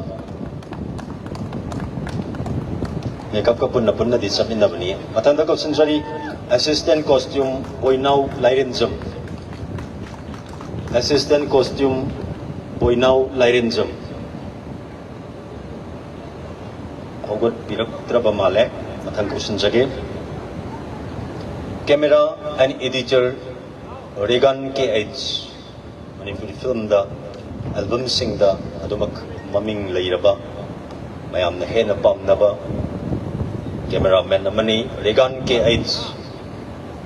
ꯈꯛꯇꯅ ꯊꯥꯒꯠꯂꯨꯔꯒ ꯂꯩꯔꯝꯃꯣꯏꯗꯣꯏꯔꯥ ꯊꯥꯒꯠꯆꯔꯤ ꯃꯊꯪꯗ ꯀꯧꯁꯤꯟꯖꯒꯦ assistant camera ꯁꯤꯁꯨ ꯇꯣꯞꯅꯤ ꯃꯅꯤꯄꯨꯔꯗ ꯇꯣꯞꯄ ꯇꯦꯇꯦꯒꯤ ꯉꯥꯏꯖꯔꯤꯗꯨ MSF DS da amuk mana nai hibanufani alam thani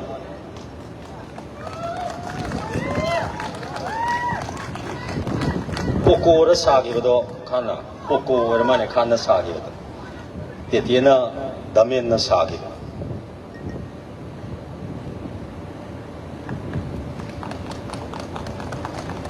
matanda ko sinjari album si art director Nilakanta Thoksom Nilakanta Toksom Oigi Nasom Hariba music video album Sigi art director ni Langshan Biragli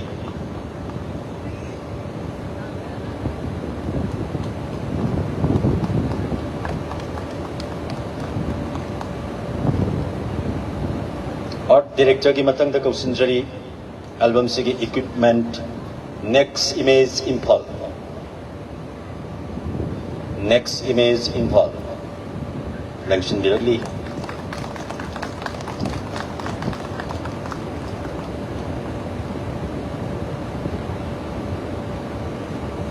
Next Image ki Sunaw Singh Next Image Equipment ki matang da lokachari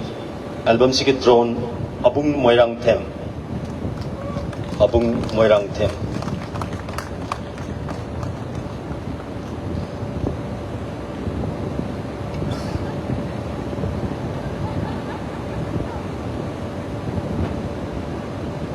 Abung Moirang Them drone matanda ko sinjari transporta sisu maming lay banufani naubi laisram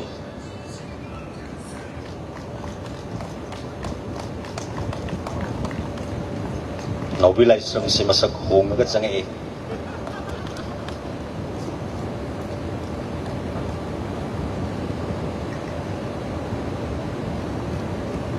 Asigi matangda amuksu transport ta Kennedy Yaithengbam Kennedy Yaithengbam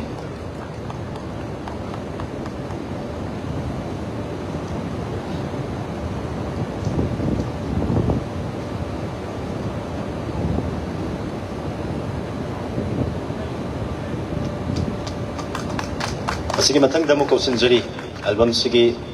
production controller Mangiraj Nongthombam Mangiraj Nongthombam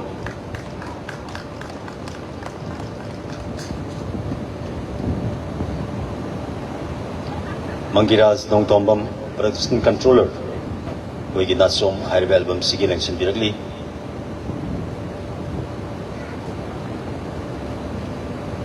Matangdamo Kausinjari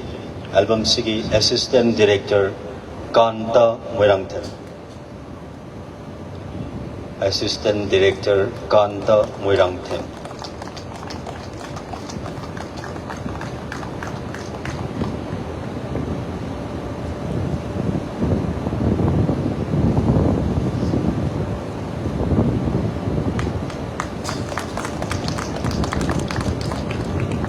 Madi Kausinjari Piktak Jingtak Tauraga Power Yam Kanba Haibadai Power di Khara Dum Kalle Album Sigi music composer Ramadi director Arun Piano Kausinjari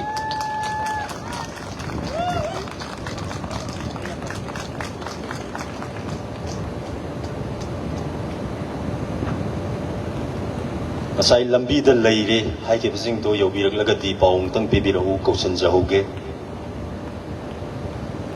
Yamung hatang papam lang da lengshin bigani Ekoi nasai on the way leire habising do yosan birak lagati horen function loisan khraga amuk kauthok padi yada banina lak piragadi khut amta thangat piro thangat lak tre na lojare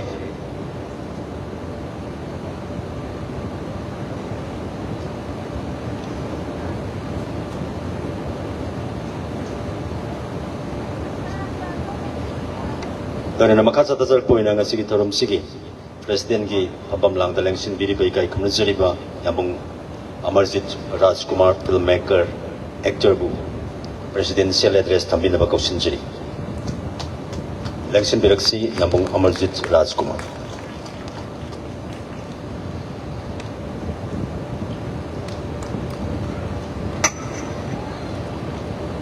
ꯉꯁꯤꯒꯤ ꯑꯩꯈꯣꯏꯒꯤ ꯅꯥꯆꯣꯝ ꯍꯥꯏꯔꯤꯕ music video album ꯑꯁꯤꯕꯨ ꯔꯤꯂꯤꯖꯤꯡ ꯇꯧꯒꯗꯕ ꯅꯨꯃꯤꯠ ꯑꯁꯤꯗ ꯑꯩꯈꯣꯏꯒꯤ ꯄ꯭ꯔꯥꯏꯖꯇ ꯄꯥꯡꯕꯤꯔꯤꯕ ꯑꯩꯈꯣꯏꯒꯤ ꯃꯅꯤꯄꯨꯔꯒꯤ ꯁꯛꯅꯥꯏꯔꯕ ꯁꯤꯡꯒꯔ ꯑꯦꯛꯇꯔ ꯁꯗꯥꯅꯟꯗ ꯑꯃꯗꯤ ꯒꯦꯁ ꯑꯣꯐ ꯑꯣꯅꯔ ꯕꯣꯅꯤ ꯁꯔꯃ ꯑꯃꯗꯤ ꯂꯦꯡꯕꯤꯔꯛꯂꯤꯕ ꯐꯤꯂꯝꯕꯨ ꯅꯨꯡꯁꯤꯕꯤꯕ ꯑꯃꯗꯤ ꯐꯤꯂꯝꯒꯤ ꯑꯥꯔꯇꯤꯁꯇ ꯑꯩꯒꯤ ꯏꯊꯛꯀꯤ ꯑꯍꯟꯁꯤꯡ ꯑꯃꯗꯤ ꯂꯩꯈꯥ ꯇꯥꯕꯁꯤꯡ ꯑꯃꯗꯤ ꯊꯕꯛ ꯇꯧꯃꯤꯟꯅꯔꯛꯄ ꯃꯌꯥꯝ ꯑꯃꯗꯤ ꯍꯧꯒꯠꯂꯛꯂꯤꯕ ꯃꯌꯥꯝ ꯄꯨꯝꯅꯃꯛꯄꯨ ꯑꯍꯥꯟꯕꯗ ꯏꯀꯥꯏ ꯈꯨꯝꯅꯖꯔꯤ ꯉꯁꯤꯒꯤ ꯐꯪꯁꯟ ꯑꯁꯤ ꯇꯁꯦꯡꯅ ꯍꯥꯏꯔꯕꯗ ꯑꯩꯈꯣꯏꯒꯤ ꯅꯟꯗꯦꯁꯣꯔꯤꯒꯤ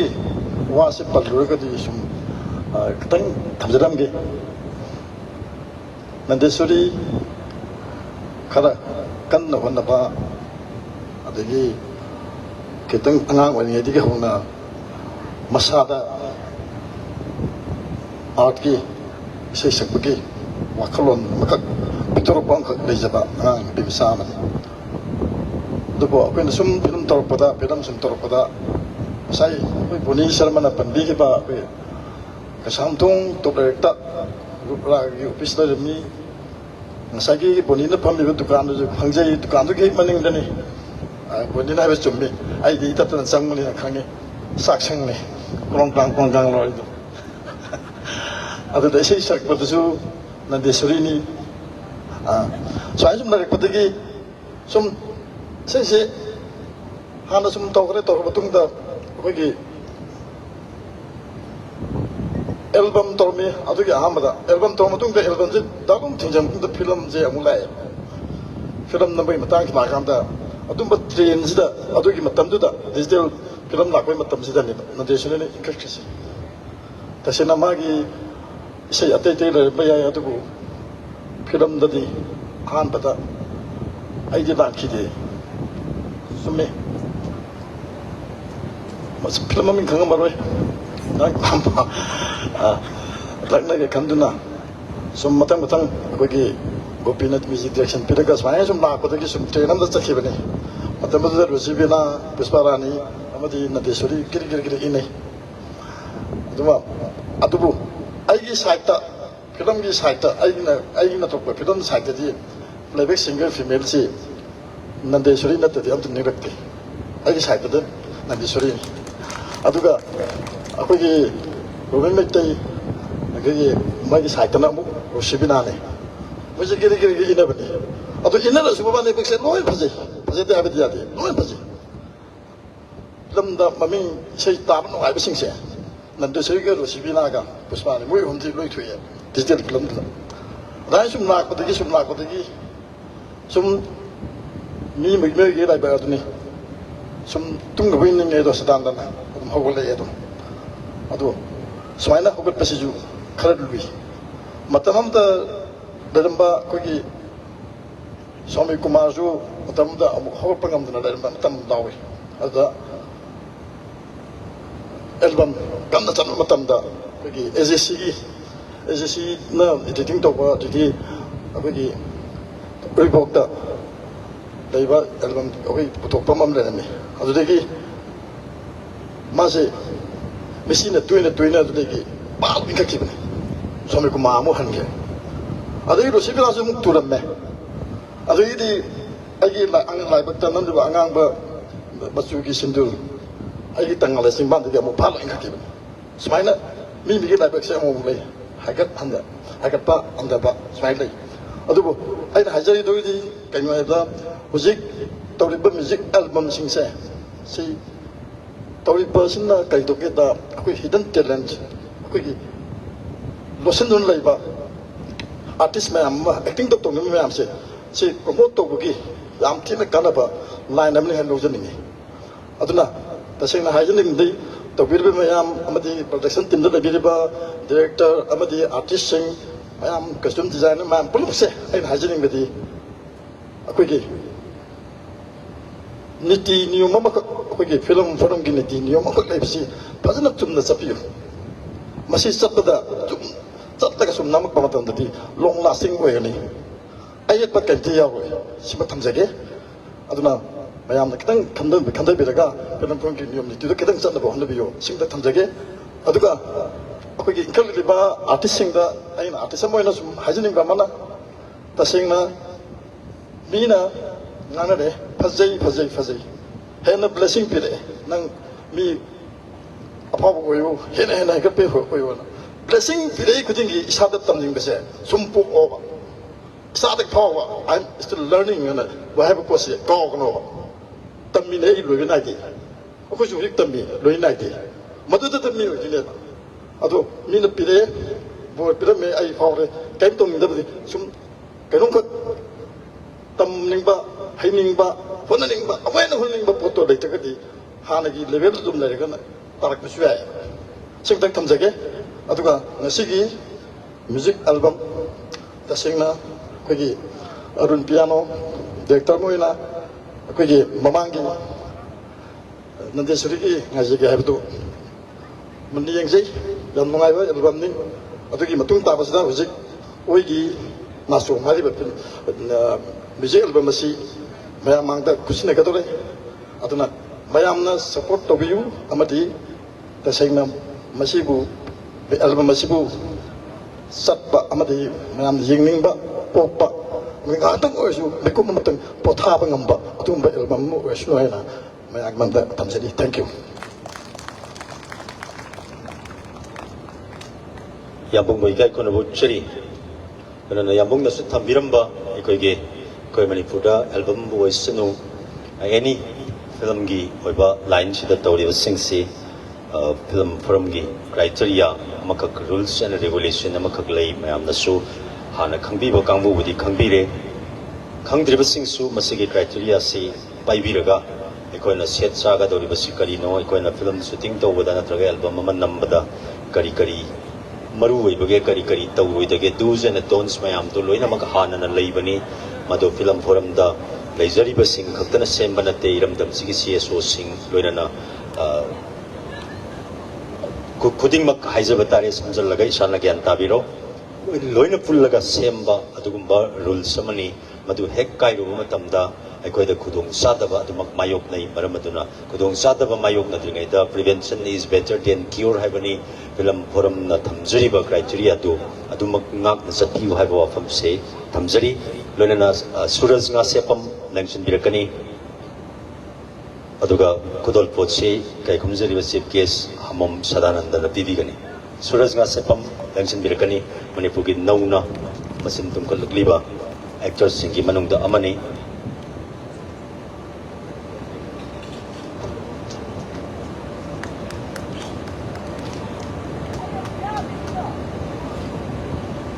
loina yaman nungai zaba niko bhaibaduni aina SB Gateway School haina pangai da leba school amada class 7 da lairik ta amba ngang ni ngasi hero kuma am nungai jai matam khargi matungda film da aiga tindat na basu soidana yaura ani adoga koi ki costume gi ani du su yosal la ena haibi kitang tabiraga di konglei tu jan biro maramdi yam kuina ngang basi su mina taning da banina makha atai thoidok pa tawgadab su leitre duna yaubirak lagadi konglei tu jan birak na ban luk cheri ngai ga ko bai du tare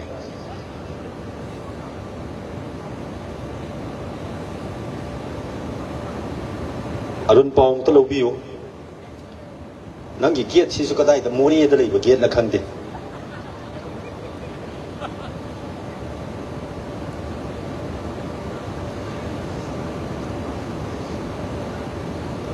Robert lakpam ga costume khakta na tronga saiwat ki budbo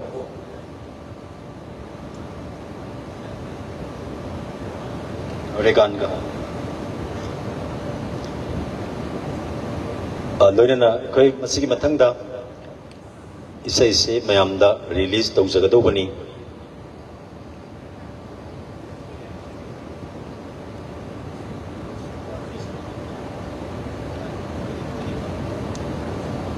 adumai to male mayamda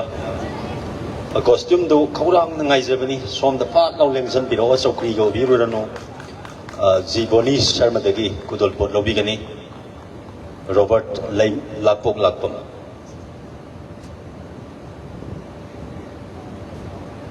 aduga assistant costume boy now Lairen Jam Sulengsan Biragani assistant costume boy now Lairen Jam boy now Lairen Jam from the Kaurang Ngairaga Lere Tang Sensen Biraga top law na lobby gani assistant costume ni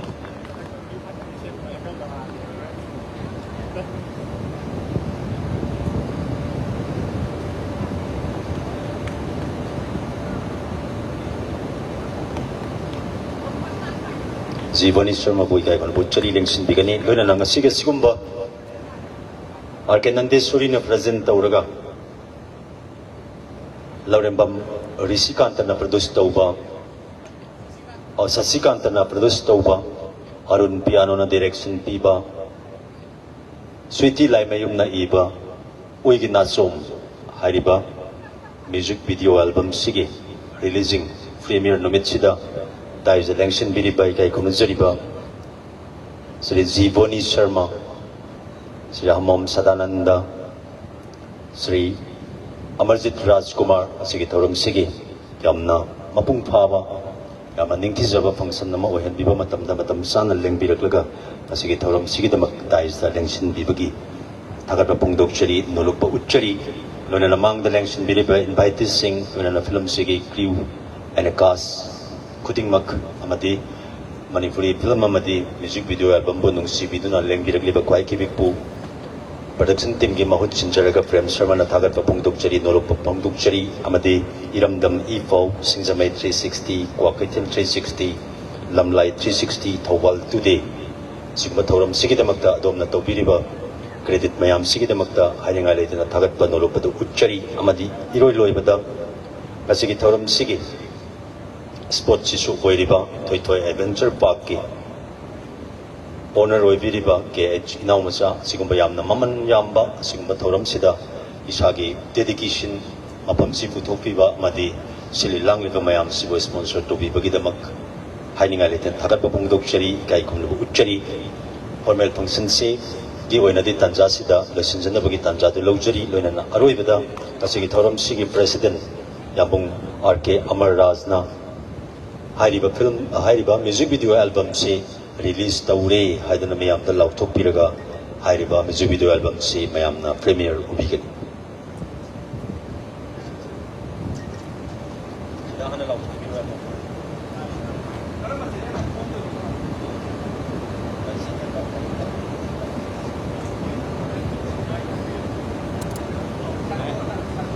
Sandon Records ki channel sida hayeng ayuk pung mapan hek taba matamda singzamai 360 da live yeng biri besle naw kuding mangna adumak miyeng tabiyo Sandon Records da hayeng ayuk pung mapan taba matamda Sweetie Lai Mayum na iba RK Nandeswari na sakpa Laurembam Sasikanta na produce tawraga Arun piano na direction piba Manipuri music video album Oi Ginasom hairaba phangdigani Zik Tauram Sigi Zip Guest President Amadi Guest of Honor Punna Film Si Film Hekta Hai Film Gisum Tawgunina Film Isai Si Yauraga Film Mas Tholak Po Oidori Zani Sindung Sum Illi Oigina Som Hariba Music Video Album Sigi Mayamda Kusin Nazanabagi Tanjatu Lauzari Yamna Setna Kumzalai Yamna Maruk Biraga, Hairiba music video album Sibu. Miyeng tabiyo amadi asoy angam yaurabasu sendok biduna. Sipai sinapazani pazaroy habidasu. Tambiramo, hausik lobisi. Sweetie Lai Mayum amadi Robindro Angom. loinana ake nandeswari yamna ningtizaraba misak singni ake nandeswari amadi Ravindro angomna saisaklaga Sweety Laimayumna Mayik Ibiba loinana Lorembam Sasikanta na produce tauraga Arun Piano na direction biduna miyam da kudol tamliba Manipuri music video album Uhigi Nasom miyam mikup karagi matungda miyeng taba pangbigani formal function sigi waina Prem Sharma na Kurum Jari. Thank you.